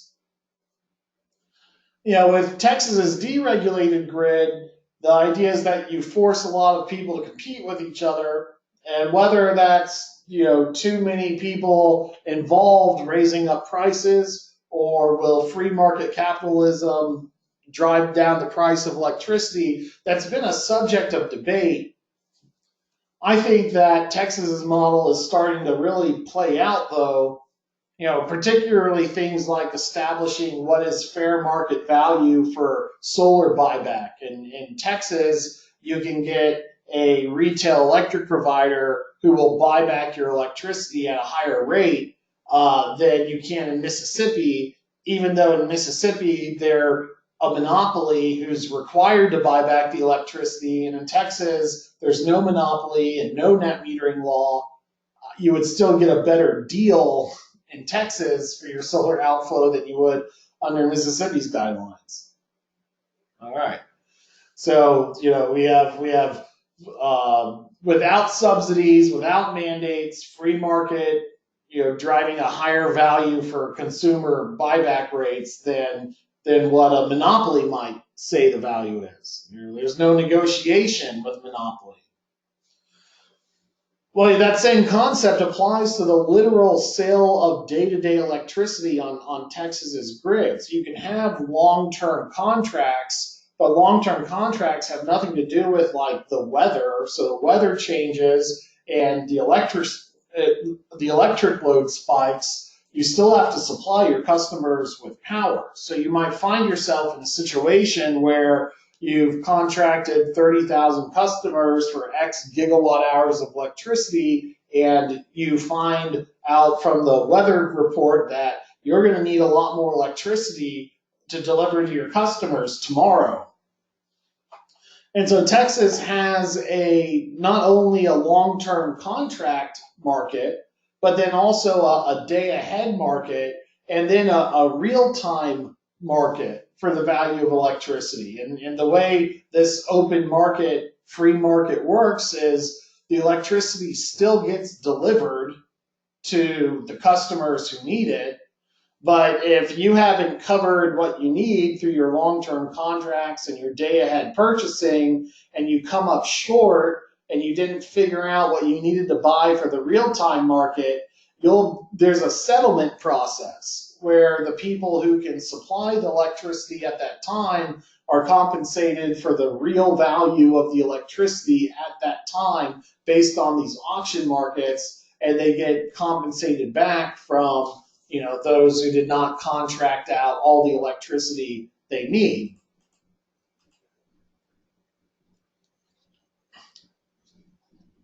And so, there's times of day where you can plan this out, but the advantage of a regulated grid is that through a monopoly, you don't have to do all of this complex modeling and hoping that it all works out all right, and believing in the free market and the invisible hand to guide the electric grid. A regulated market says, no, we're going to do things a lot more simply and a lot more planned, and that's going to bring benefit to the customer. So there's this, which is better, a deregulated grid or a regulated grid? This is all the different entities and players involved in Texas's grid. But the takeaway of it is the real-time pricing of electricity, can spike, even though the average pricing to the customer might be 10 cents a kilowatt hour, which is $100 a megawatt hour. Here's an instance, and there's tons of them. It's kind of fun to watch, but here's an instance in Texas where the price of electricity, where it's usually 10 cents, is instead $2. 20 times the amount.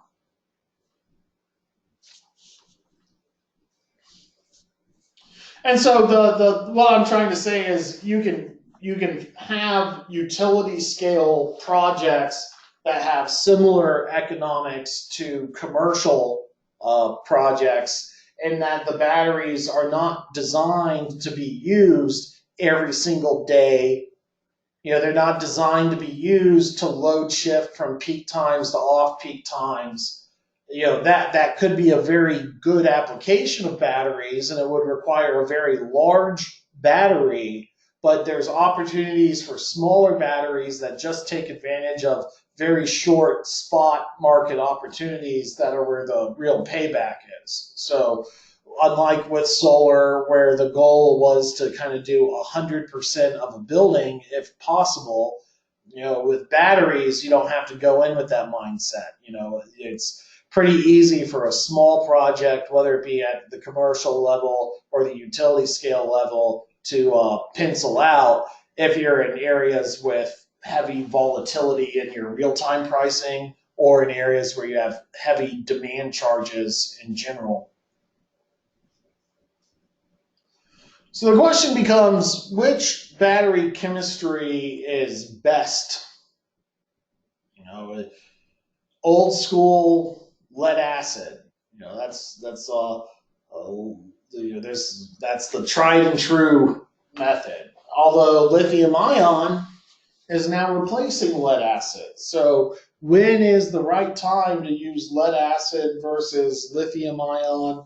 And what about other battery technologies out there? And what I find is perhaps the most confusing at this point is within lithium ion itself, there's different kinds, different tiers, a top shelf, a novelty shelf, and a bottom shelf for lithium ion. So, which lithium ion technology do you want to select? Well, first off, there's a difference between capacitors, lead acid or lithium ion batteries, and then flow batteries and other forms of utility scale storage like pumped hydro, which to date is the most popular form of electricity storage, I guess, other than fossil fuels. That is the advantage of fossil fuels, is it is inherently stored electricity, or energy rather. Electricity does not like to be stored, or energy does not like to be stored. And so a capacitor, the flash on your camera, is capable of instantly delivering all of the electricity on the capacitor into your device. They're very expensive and instant.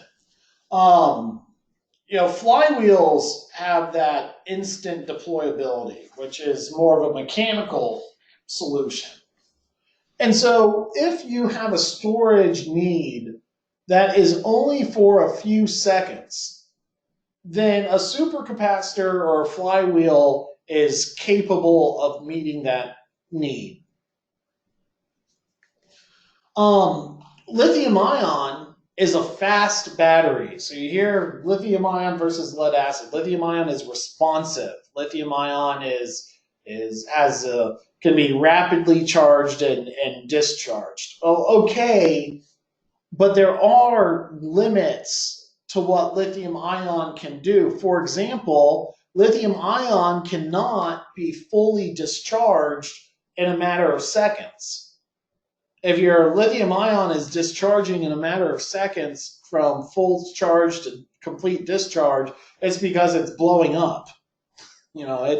It's not a technology that can fully release all of its electricity like a capacitor can. It's cheaper than a capacitor.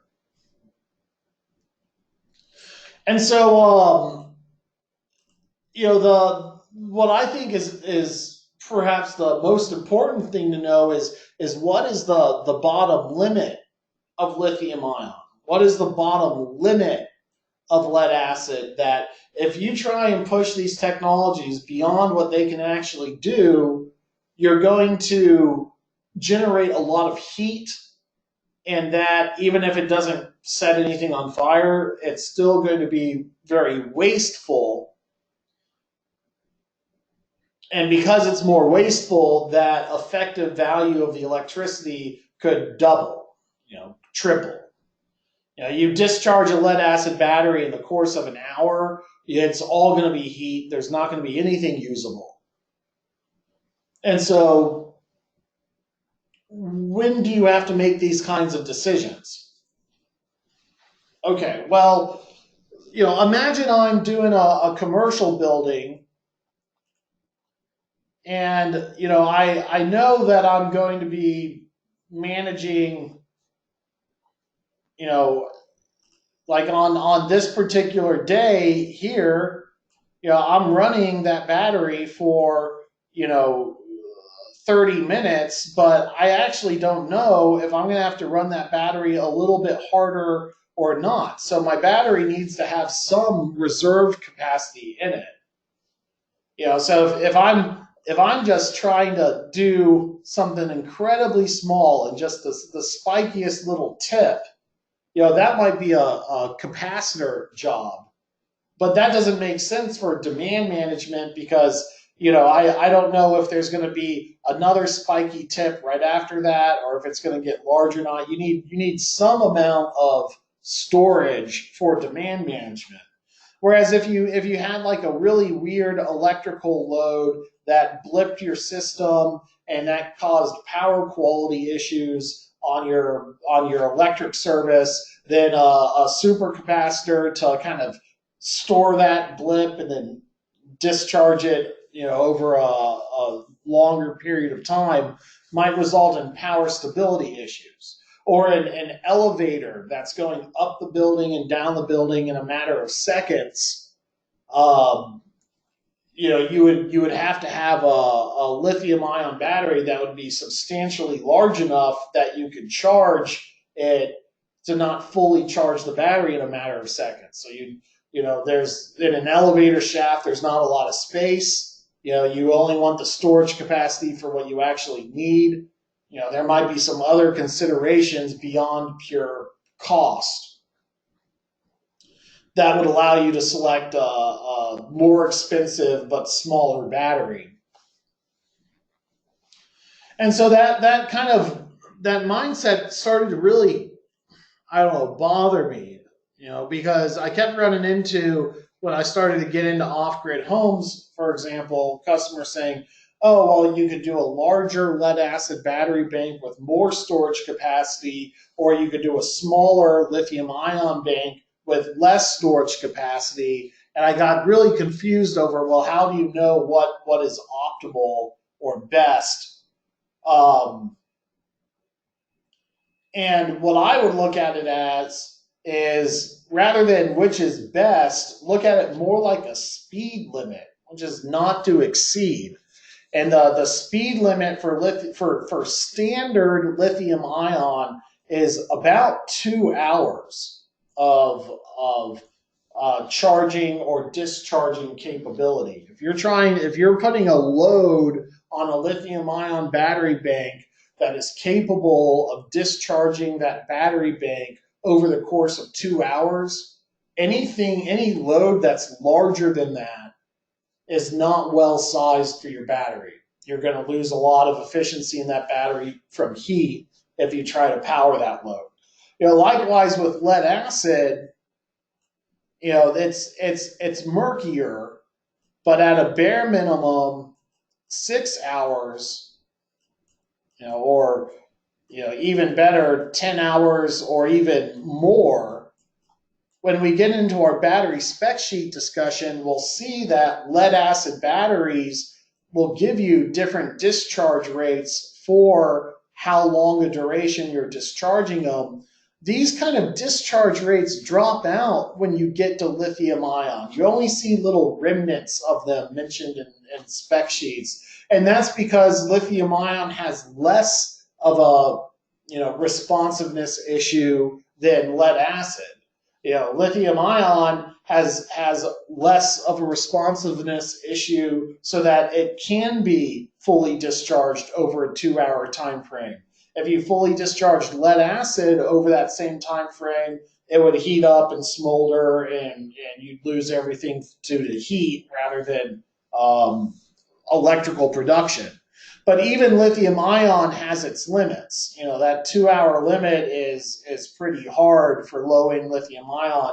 That's when you start getting into top shelf lithium ion to unlock even faster discharge rates, up to the point where you get to, maybe a half an hour or an hour, and anything faster than that, you would need a capacitor or a flywheel. Similarly, you might hear about a flow battery. Flow batteries are really kind of the long-term future, where to say that, they're not very responsive.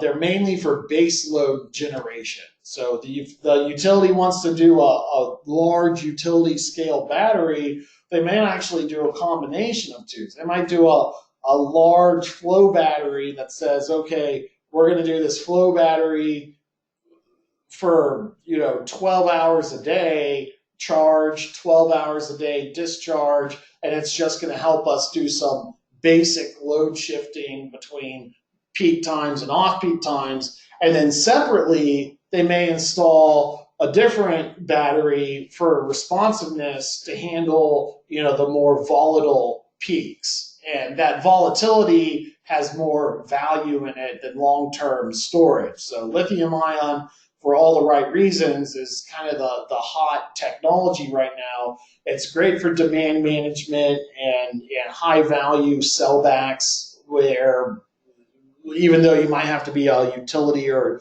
commercial customer to take advantage of that, but in those applications, you're also doing enough storage capacity so that you're sizing the system not to discharge the battery in a sooner than a 2-hour time frame under most circumstances.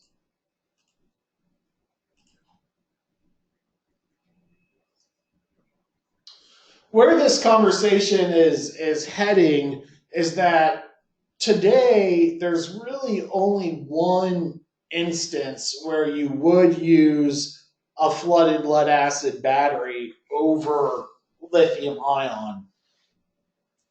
And that singular instance is if you're doing whole house off grid. And I would even caution that when I mean whole house off grid, I'm talking about a couple of days worth of storage. So when you get, if I have 6 days, not 6, but let's say if I have 3 days worth of storage, even if my load is volatile, if I have 3 days worth, the maximum discharge rate of that battery, might be during heavy loads, might be a 10-hour discharge rate. So it really depends on your load, but any sustained load, and electric code would define a sustained load as 3 hours or more. I would define it as 15 minutes or more. Any sustained load on your battery should not exceed its minimum discharge capability, which again, rule of thumb, lithium ion is about 2 hours. Lead acid, it's like a strict not to exceed 6 hours. And so on this off-grid home that we're teaching class from, we did have a grid connection. And so we thought, okay, well, we don't have the budget to do a 100% off-grid job. And so we're going to do a smaller battery. And I don't really like the Tesla Powerwall or the critical load panel philosophy. The client really wanted whole house backup power, not critical loads. So he said, okay, well, we're going to do a smaller battery, and it's only going to be capable of running the home for a day instead of 3 days. And we kind of made a mistake by going with lead acid. And the reason why we went with lead acid is apples to apples, it's cost 60% less than lithium ion. But the problem with our lead acid battery is that even though we had 24 hours more or less of storage capability, that's assuming our load is constant throughout that 24-hour period. The problem we ran into is that our load was not constant. And so it would be more accurate to say we would use, 10% of the battery for 20 hours and then 90% of the battery over 4 hours. And so, we're at a C/4 discharge rate. That battery, when it's subject to those heavy loads, is discharging so that it could be fully discharged in 4 hours or less. And that's causing the efficiency of the battery to plummet. And you won't get into that kind of debacle with a more responsive technology like lithium ion, where you can charge it more quickly with less efficiency loss. And so, I've done a 4,000 square foot off-grid home where we had 3 days worth of lead acid storage, and the system works brilliantly without issue, and the batteries should last decades. You do anything smaller than that, you would have to give give a lot more thought to lithium ion. What we're doing in our case for this home is where we have two different inverters on two differently separately derived service panels running off the same battery bank. And so we're just going to put the lower usage panel on the battery bank, and we're going to add some used lithium ion to the new bank to overcome the price hurdle. But the point of it is, when choosing between lithium ion and lead acid, what I am saying to you is that if you decide to go with lead acid because of cost reasons, you better have multiple days worth of storage in that lead acid bank. Otherwise, you're going to hit spikes in your electrical load that it's not so much that they would fully drain your battery because they're loads that aren't on all the time. But if those loads are high enough so that while they are on, they could discharge your battery over a 6-hour window or less, that's a bad load for that battery. That's the high level discussion. We're going to look at some spec sheets and put some more reasoning beyond that as we get further into the program. But the short of it is, if you're trying to only have a battery that would be fully used in 2 hours, lithium ion, anything faster than that, lithium ion might not be the best technology for that job.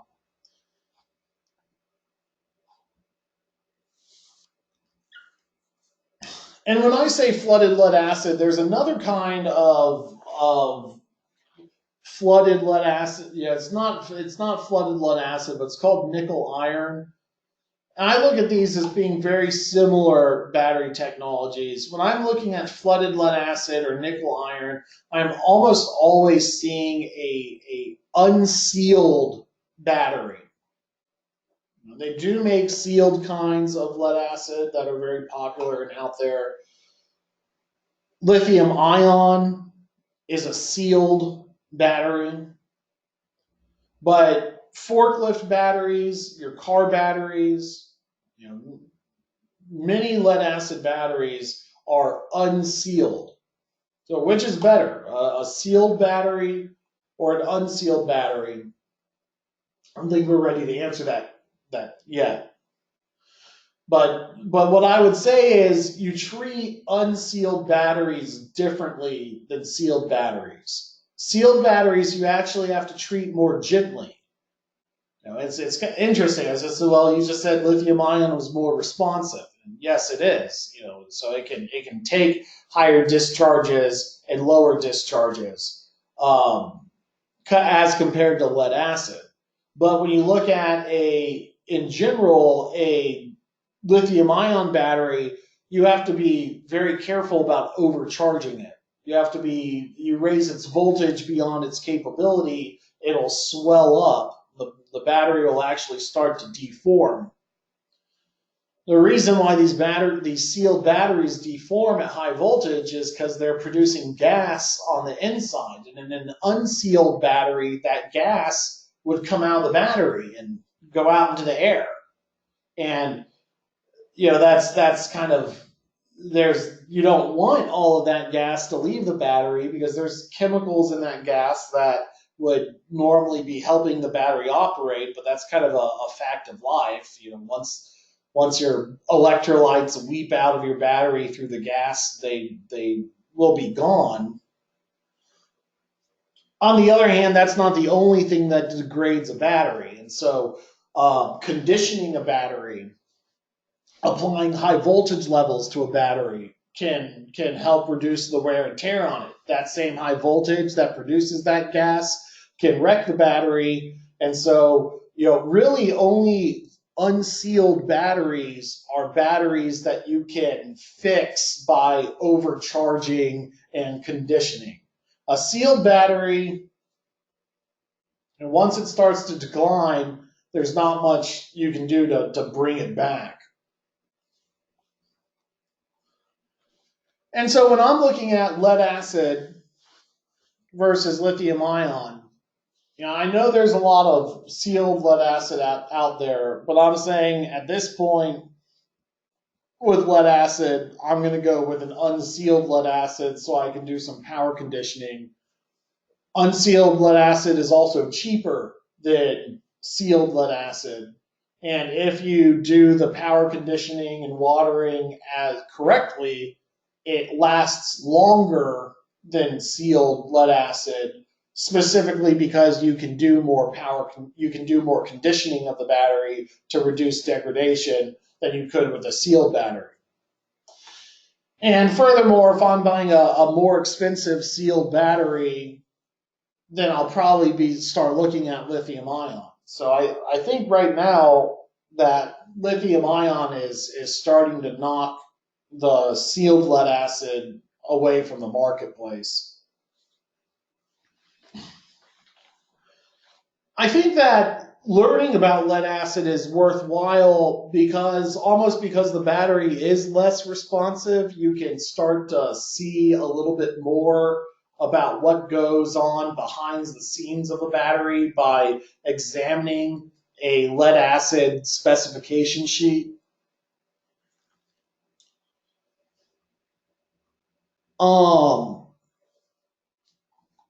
Here are two different flooded lead acid batteries. And I think that this is everyone is concerned about the quality difference between lead acid and lithium ion. Not many people talk about the quality difference between lead acid and lead acid. Low-end lithium ion to high-end lithium ion. And what I've discovered is that it's a much broader spectrum than you might think. And so here we have a lead acid battery that's rated for, this says a 20% depth of discharge at 4,000 cycles, a 50% depth of discharge at, around 1,600 cycles, an 80% depth of discharge at 1,000 cycles.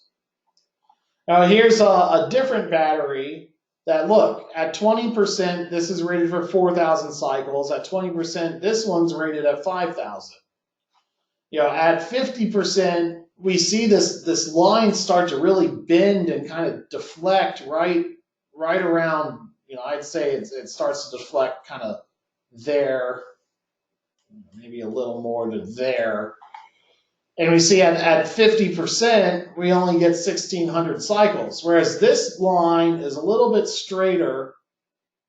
There's less deflection, so it's more like a linear rate. So we get 5,000 cycles at a 20% depth of discharge, or we get 2,800 cycles at a 50% depth of discharge. We don't really start getting into that deflection area until around a 60 or 70% depth of discharge, whereas earlier in this other battery, we start getting into a deflection area around the 30 to 45% depth of discharge.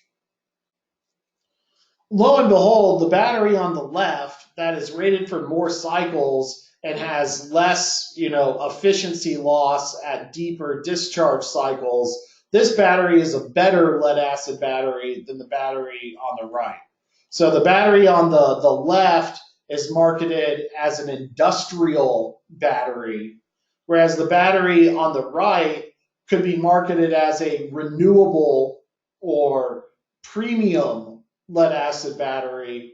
And then it gets worse when you get into golf cart batteries, entry-level lead acid batteries, where, instead of getting a 4,000 cycle rating, you might get a 2,000 cycle rating. Instead of the deflection point being 35 to 45%, the deflection point might be 25 to 35%. And so we haven't learned enough to be experts on this matter, but what we are seeing is, here's a lead acid where you could daily cycle it down to, you could use down to 55% of its charge capacity rating and then charge back up again, and there's not much loss or deflection or bad things happening during that time. You take another battery, lead acid battery, and you cycle it down to 55%, and it's going to degrade a lot more in this lower range than if you just kept it using 20 to 30% of the battery capacity.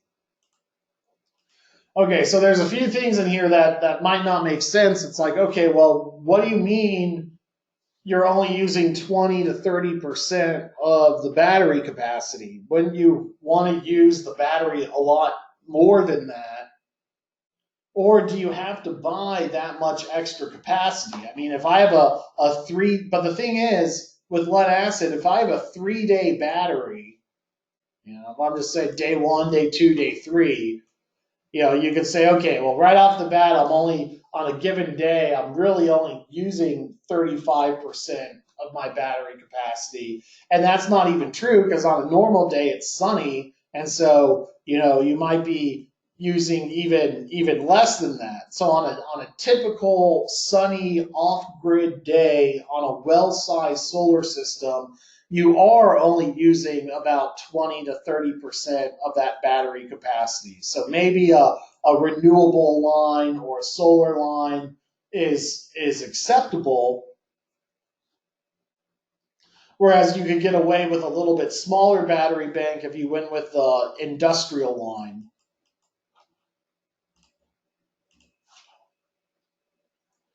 And so some of these batteries will have charts to say that if you know how much energy you're taking out of the battery on a day-to-day basis, and you know how much energy you're putting into the battery on a day-to-day basis, that you can say, okay, my average depth of discharge for my application is 40%.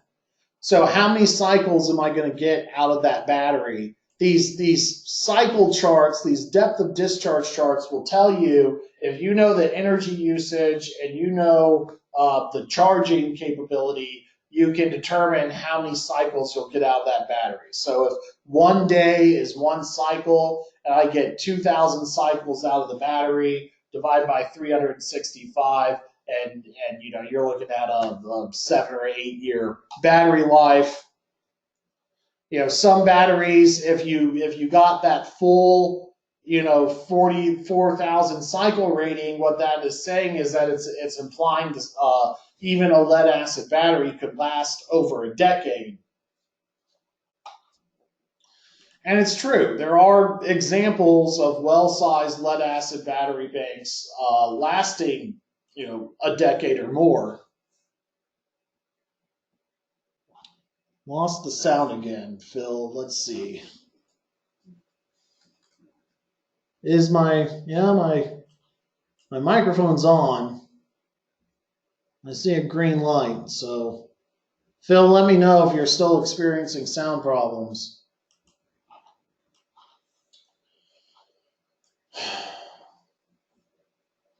Okay. So in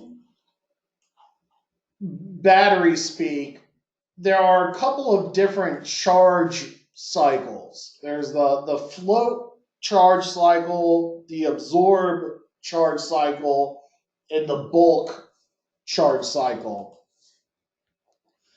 And it's a little more nuanced than this, but the float charge is the battery at the very top of its range, where there's not a very aggressive charge being applied to it.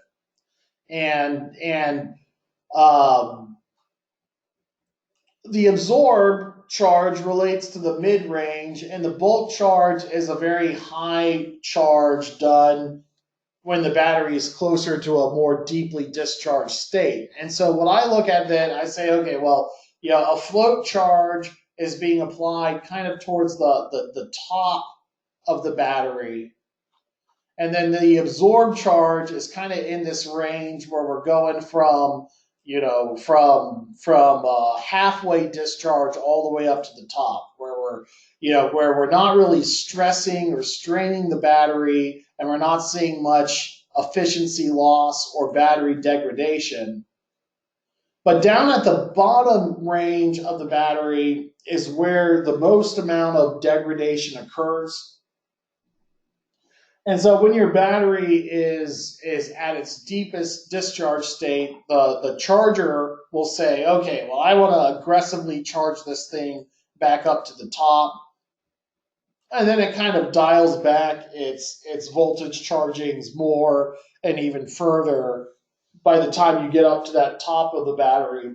So it doesn't apply excessive voltage to the battery. And so really all I'm trying to introduce right now is that charging the battery reduces the battery life. Using the battery reduces its battery life. And based on the state of charge of the battery, it could experience different degradation rates. So being discharged beyond this little flexible point means you're going to have more degradation. And so you can use and discharge a lead acid battery more than just 20 or 30% of its range. You can have a system where on some days you're discharging it to 50 to 60%, like on a cloudy day or an overcast day, or even on the most extreme days, discharging down to 80% and charge it back up again. But it's best to stay kind of at the top end of the battery range where you can, for a variety of reasons. And one of them being, when your battery is half the size and your load is the same, your discharge rate starts to really speed up. And so it's just a bad deal for lead acid to be towards the bottom of its range.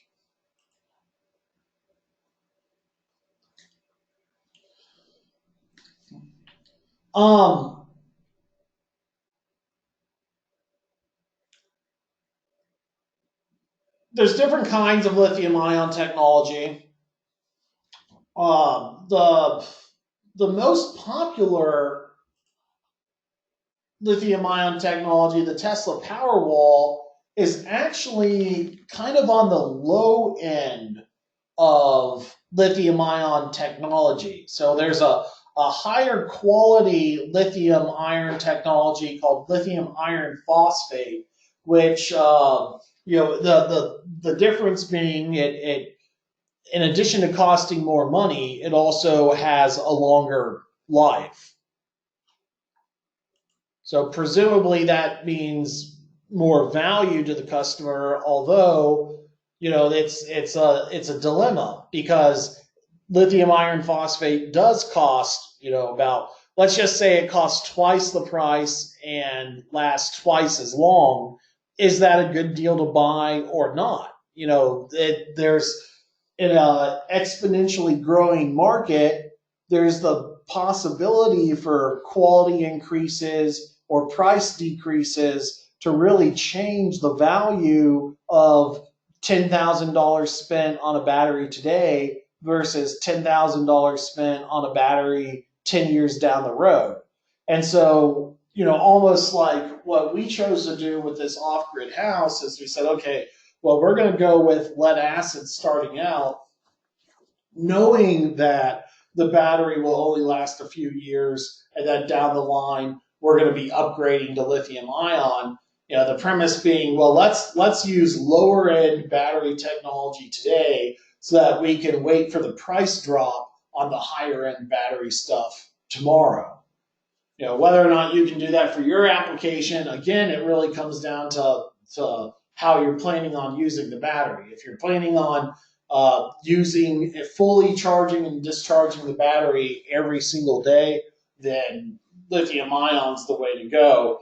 If you're really just planning on the battery hanging out and you're planning on having a ton of storage, then you have a little bit more flexibility on cost. Generally, people are going the other way. They're saying, okay, we're going to be using this battery for aggressive demand management, using it every single day. We're going to go with a higher end battery. So Simply Phi, for example, did a lot of pioneering on making the lithium iron phosphate battery kind of shovel ready with a lot of product development. And they were in the movie filming industry. And so they're using fully charging and discharging batteries to the fullest extent every single day. There's a need for higher end batteries beyond just building integration. But what's interesting is Tesla and LG Chem, kind of the two leading leaders in this space, go in with lower end lithium cobalt batteries in order to achieve a lower price point that is affordable to what people can actually purchase.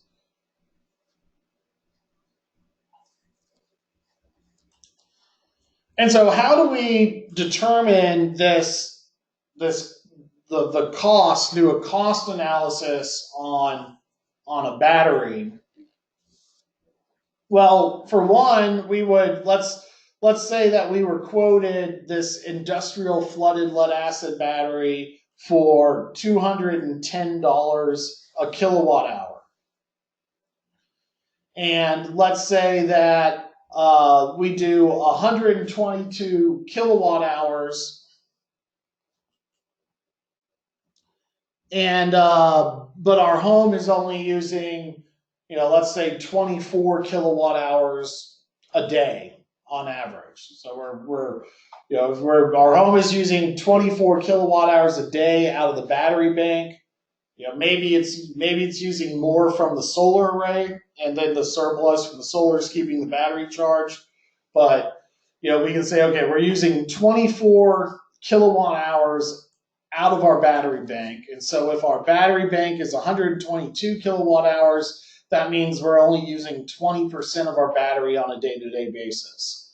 And we went with a smaller battery size, it's 105 kilowatt hours instead of 122 kilowatt hours, we'd be using a larger percentage of that battery.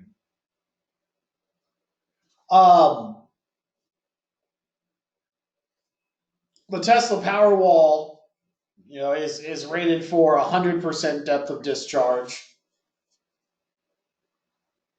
A couple of different technologies. So what we're going to do here is say, okay, if we went with 122 kilowatt hour industrial flooded lead acid, and we were only using the battery at a 20% depth of discharge, we go and we pull up this sheet, and we say, okay, well, here is my industrial flooded lead acid. If my average depth of discharge is 20%, then I'm going to get, in this case, 5,000 cycles out of it. I say, okay, going back to our slide.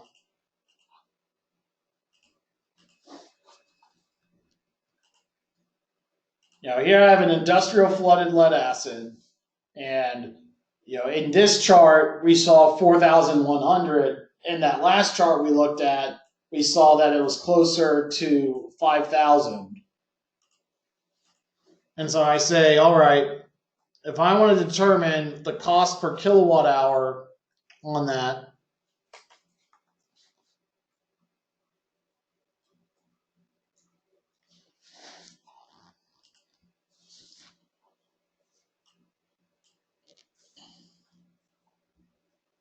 I have 122 kilowatt hours, and I'm using only,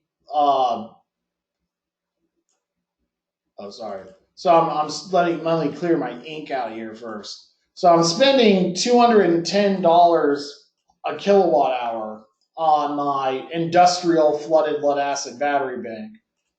And it's costing me, I'm buying 122 kilowatt hours worth of it. That's costing me $25,620.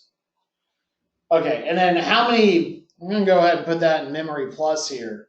I say, well, how many cycles am I going at 20% depth of discharge? So I have 122 kilowatt hours, but I'm only on a day-to-day average using 20% of that out of the battery. I have 24 kilowatt hours, and I got 4,000 100 cycles. And so I have 25,620 divided by 122, but it's only 20% of that. And then I'm doing it for 4,100 cycles. Yeah, that's getting me to 25 cents a kilowatt hour. And then because it's solar, you get the federal tax credit. You get 30% off this year. Next year, it's going to be 26%. It's dropping down. And so that industrial flooded lead acid battery is costing me 17, 18 cents a kilowatt hour. Now, that's not particularly good. Now, I did end up going with a different manufacturer. I found out the manufacturer I was bidding with doesn't really make their own industrial flooded lead acid.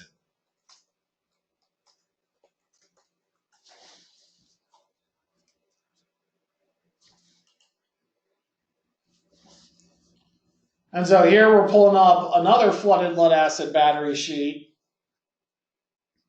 And this is just the marketing material, but we're not getting, we get some specs on it, but we don't get that depth of discharge sheet. But what they say is, okay, it's rated for 3,000 cycles at an 80% depth of discharge. And so I'm buying this battery for about the same price. If you include, all the, there's a couple of bells and whistles you need to get for flooded lead acid. So $210 a kilowatt hour divided by, if we're using 80% of that for 3,000 cycles,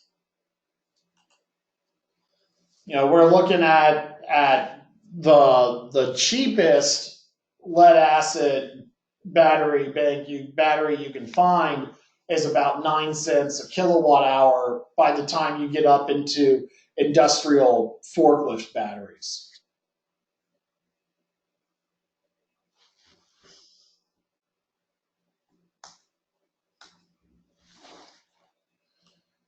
And so that's, so we had to kind of scratch our initial kind of entry-level renewable premium, and even our fake industrial company. We had to go and get real forklift, industrial flooded lead acid in order to get this lead acid price down. How would we do a similar comparison to see what the Tesla Powerwall is worth right now?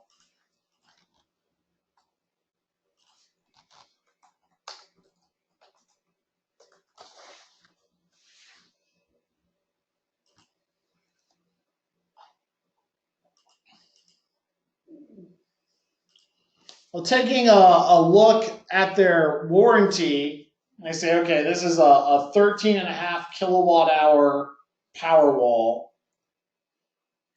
And they say, okay, well, we're going to say that the batteries will retain 70% of their capacity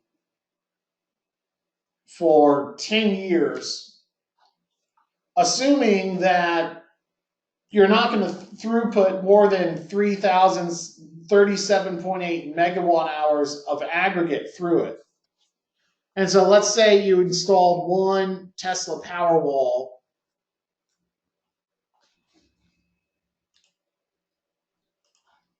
So let's just say we did one Tesla Powerwall and it was 13.5 kilowatt hours. And it cost us, $10,000 installed.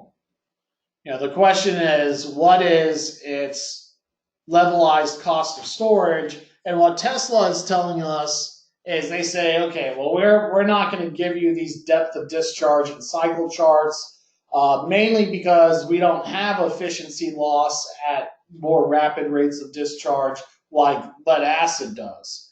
And so I guess since we're here,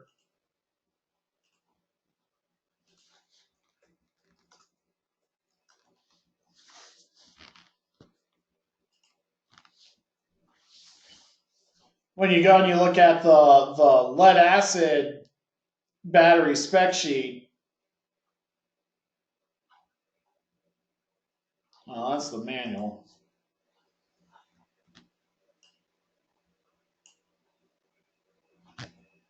There we go. We go look at the spec sheets for lead acid. We can see that they're, let's just look at the one on top here. If we discharge it over 20 hours, we get 7.6 kilowatt hours. If we discharge it over 6 hours, we only get a half a kilowatt hour. Or sorry.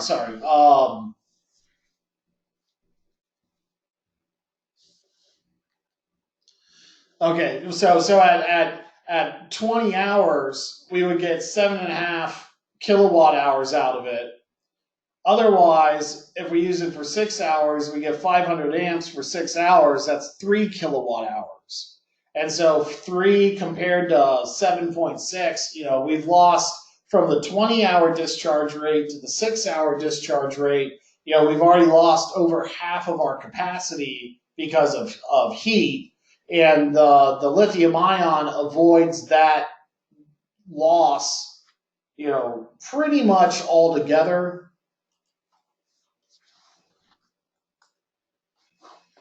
And so we take that $10,000 recommended, Tesla installation price, and we divide it by its warranty, which is the 37,800 kilowatt hours. We say, okay, well, $10,000 divided by 37,800 kilowatt hours, that's warranted for about 26 cents a kilowatt hour. Now, some of that is not just the price of the battery itself, but also the inverter components for the Tesla Powerwall.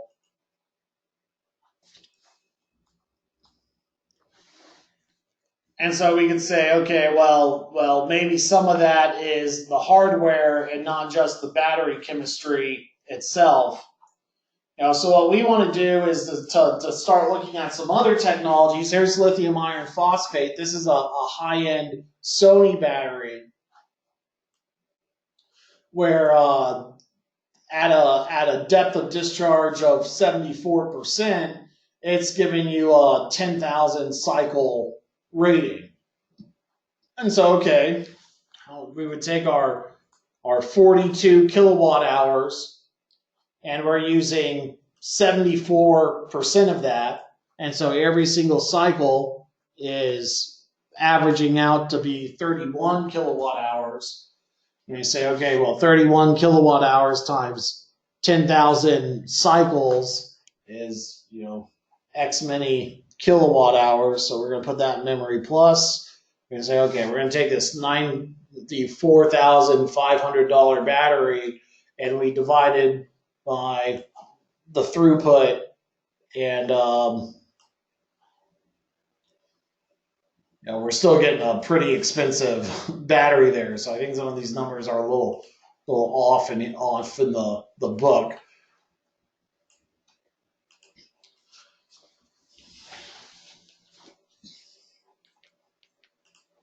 And so we're looking at battery costs. Kind of the cheapest you can get them is 10 cents a kilowatt hour, and the point of it is battery costs are still above what most time of day or residential energy rates are at. And effectively, when we went off grid with this particular customer, what he ended up choosing out of these options presented was the industrial flooded lead acid, mainly because of the upfront cost. Just saying, he just did not, he was facing $20,000 of grid interconnection fees, and he said, well, I can't afford to do a longer lasting battery that might result in a lower levelized cost of electricity So instead, he just went with the lead acid.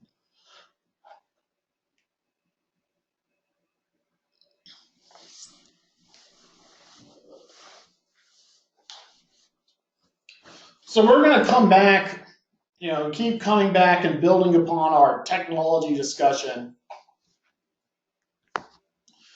But the takeaway is, well, how did we begin modeling this 120 kilowatt hour residential off-grid sizing to make sure we knew we didn't run out of electricity, make sure we knew we had enough storage on hand? Well, all we had was the customer's electric bill. And so we see that in January and in December, his electric bill is higher than in the spring and in the fall. And then in the summertime, his electric bill really ramps up.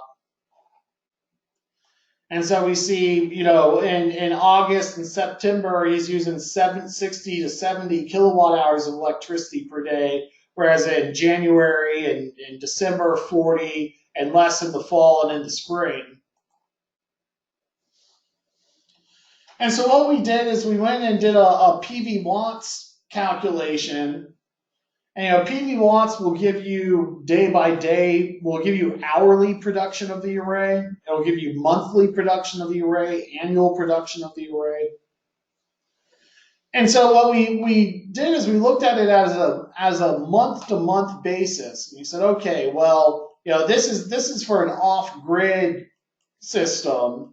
And so in an off-grid system, you need to have, you need to be worried not just about the spring and the fall, but also the winter and the summer. And we said, okay, well, what is the minimum on a month-by-month basis? What is the minimum array size we need to produce however much we're consuming? And so in the spring and in the fall, we would need a much smaller array size, so they're not really that important. What we did is we went and we looked at the peak summertime, where we needed a 17.5 kilowatt array, and then peak wintertime, where we actually needed a larger array than we did in the summertime. Even though we're using less energy, we also need more power because the days are shorter. And then we also wanted to oversize it a little bit because, after all, we're living off grid and a little bit extra helps. And it just so turns out that 22 kilowatts of solar come in 3 pallets. And so rather than buy 2.5 pallets, it was just easy enough to buy 3 pallets, make it a 3-pallet system.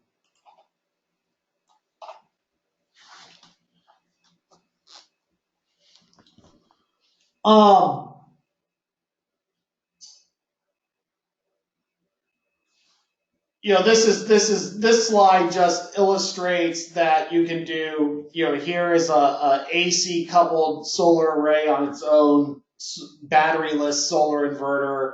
Here's a battery inverter with its battery bank, and then here's a DC coupled charge controller on top of it. So this is kind of a hybrid of AC and DC coupling.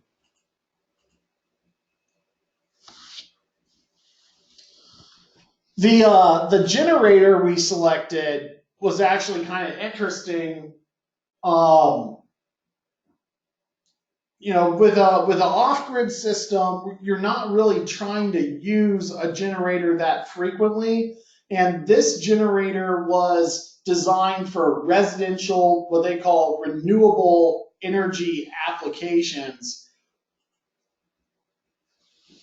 We get more into this in our residential off-grid class, but the takeaway of it was that you don't need a renewable line generator to serve as a backup battery charger.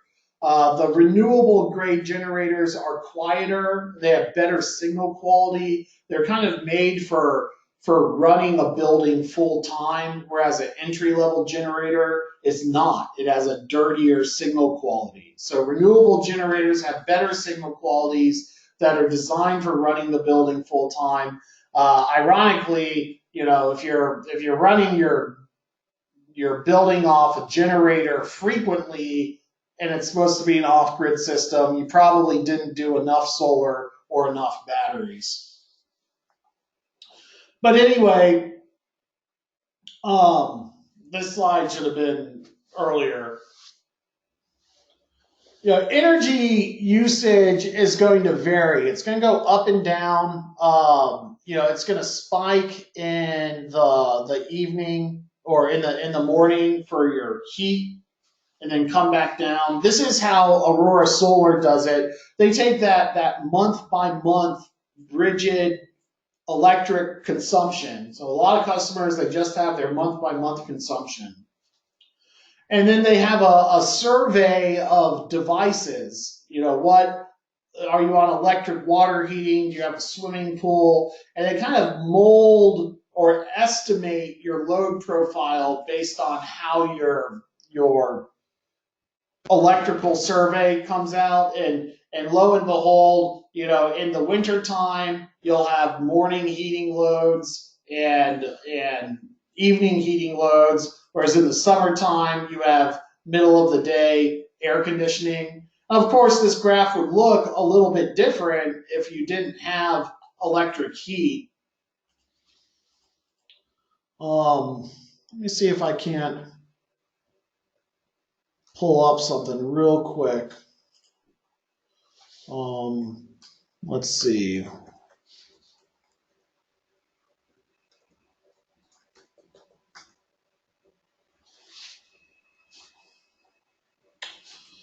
Will this let me log in?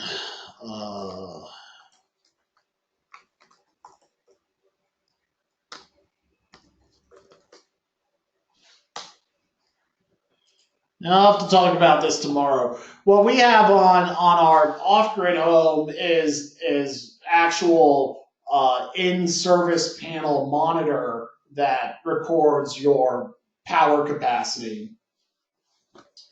But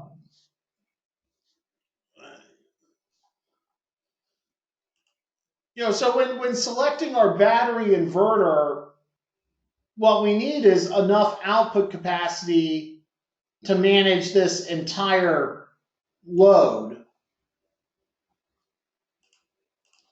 Now you look up. It's critical that you look up your real data so that you don't make any mistakes. For example, you might not use your electric heater all year long. And like in my case, with this customer, they bought a high efficiency electric heat pump, but it has electric heat tape assist. And so that you can get the heat when you want. Well, it's like an electric heater for the first hour, and then it transitions over to the heat pump for the rest of the day, and it causes a huge surge in your electric load. So, what this data is called is interval data, and you can sometimes get it by just logging into your electric account and extracting, the smart meter data or the minute by minute data out of it. Or you can just, what I did is use kind of a equivalent home that I already had the data for. But what this graph is showing us for this particular home in Tulsa, Oklahoma, is that they're getting a peak load for a 15-minute period. Their average peak load is being about 14.5 kilowatts. So this home, to power it with a battery inverter, we're looking at needing at least a 14.5 kilowatt battery inverter.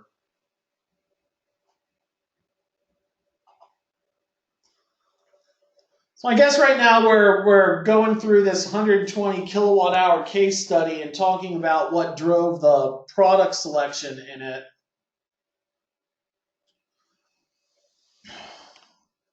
One thing that's kind of weird to me about battery components versus solar components is that the solar components are pretty well standardized. Where residentially we do 600 volt circuits, Some commercial projects will do 1,000 volt.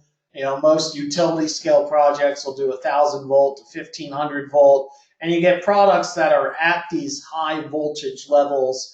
And basically, you just click the modules together until you get to your maximum voltage.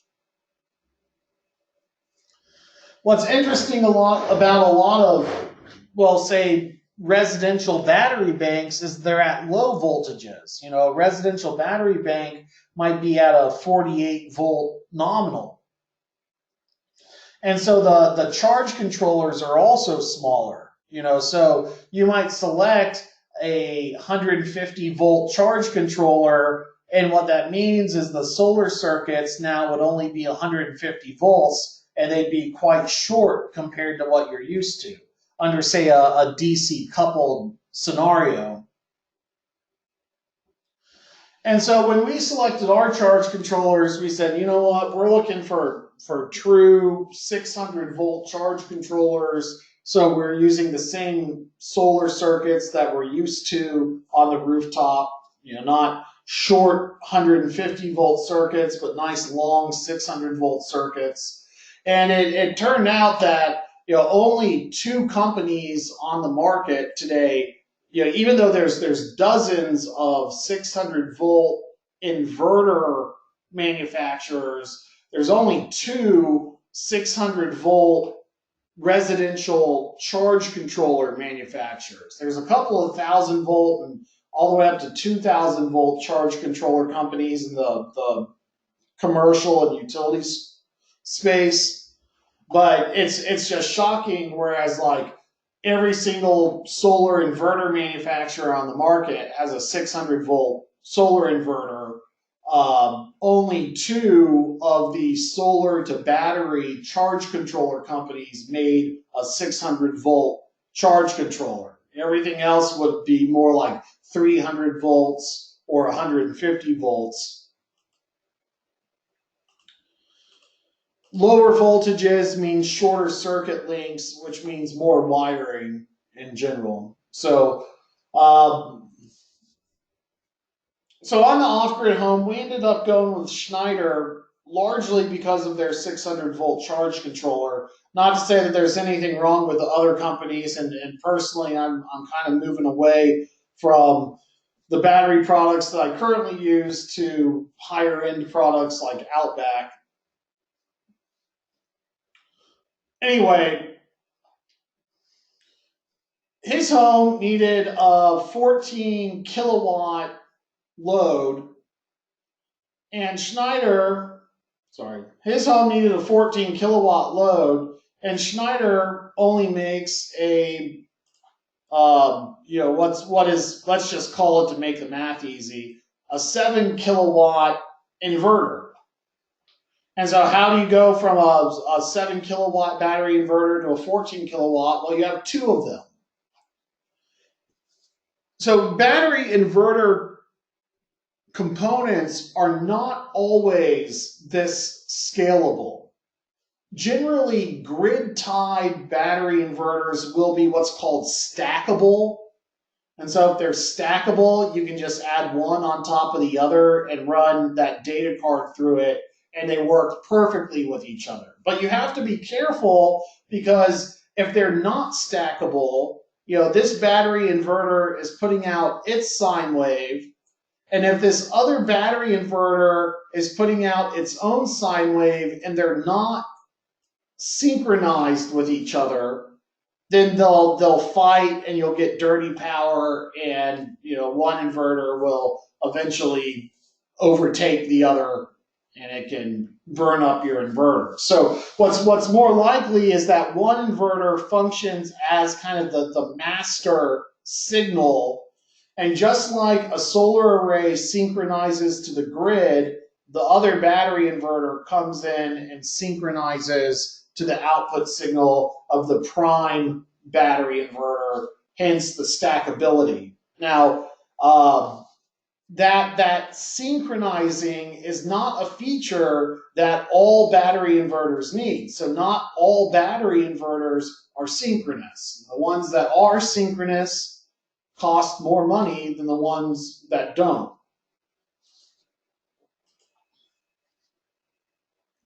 And so we looked at various charge controllers, ended up picking the 600 volt ones, went with a double stacked inverter, and then we got out to our battery room. But right now we're halfway through the program. We're at the end of our time today, which is probably the most important thing on the back of your minds. So we're gonna end the discussion today. But where we're going to pick back up on tomorrow is talking more about control room layouts, disconnect requirements, some considerations when planning the room, and then we'll get back into different battery chemistry discussions and look a little bit further into lithium ion. So the goal today was kind of to dispel a few notions. What I'm going to do real quick is go through the quiz before passing it back to Half Moon to make sure that we got all the concepts correctly. Because I did kind of change the quiz questions yesterday. So, the point that I want you to take away today is that you can add batteries to existing solar arrays, and generally AC coupling is going to be the way to go. Sometimes going with the cheapest battery up front is a good strategy a customer wants to use because they would rather, start small, buy the battery, brick it due to not knowing how to use it correctly before they or upgrade in a couple of years, knowing that it's an exponentially growing market. And so, the cheapest battery is the one that has the fewest cycles. It may not, at least in terms of upfront cost.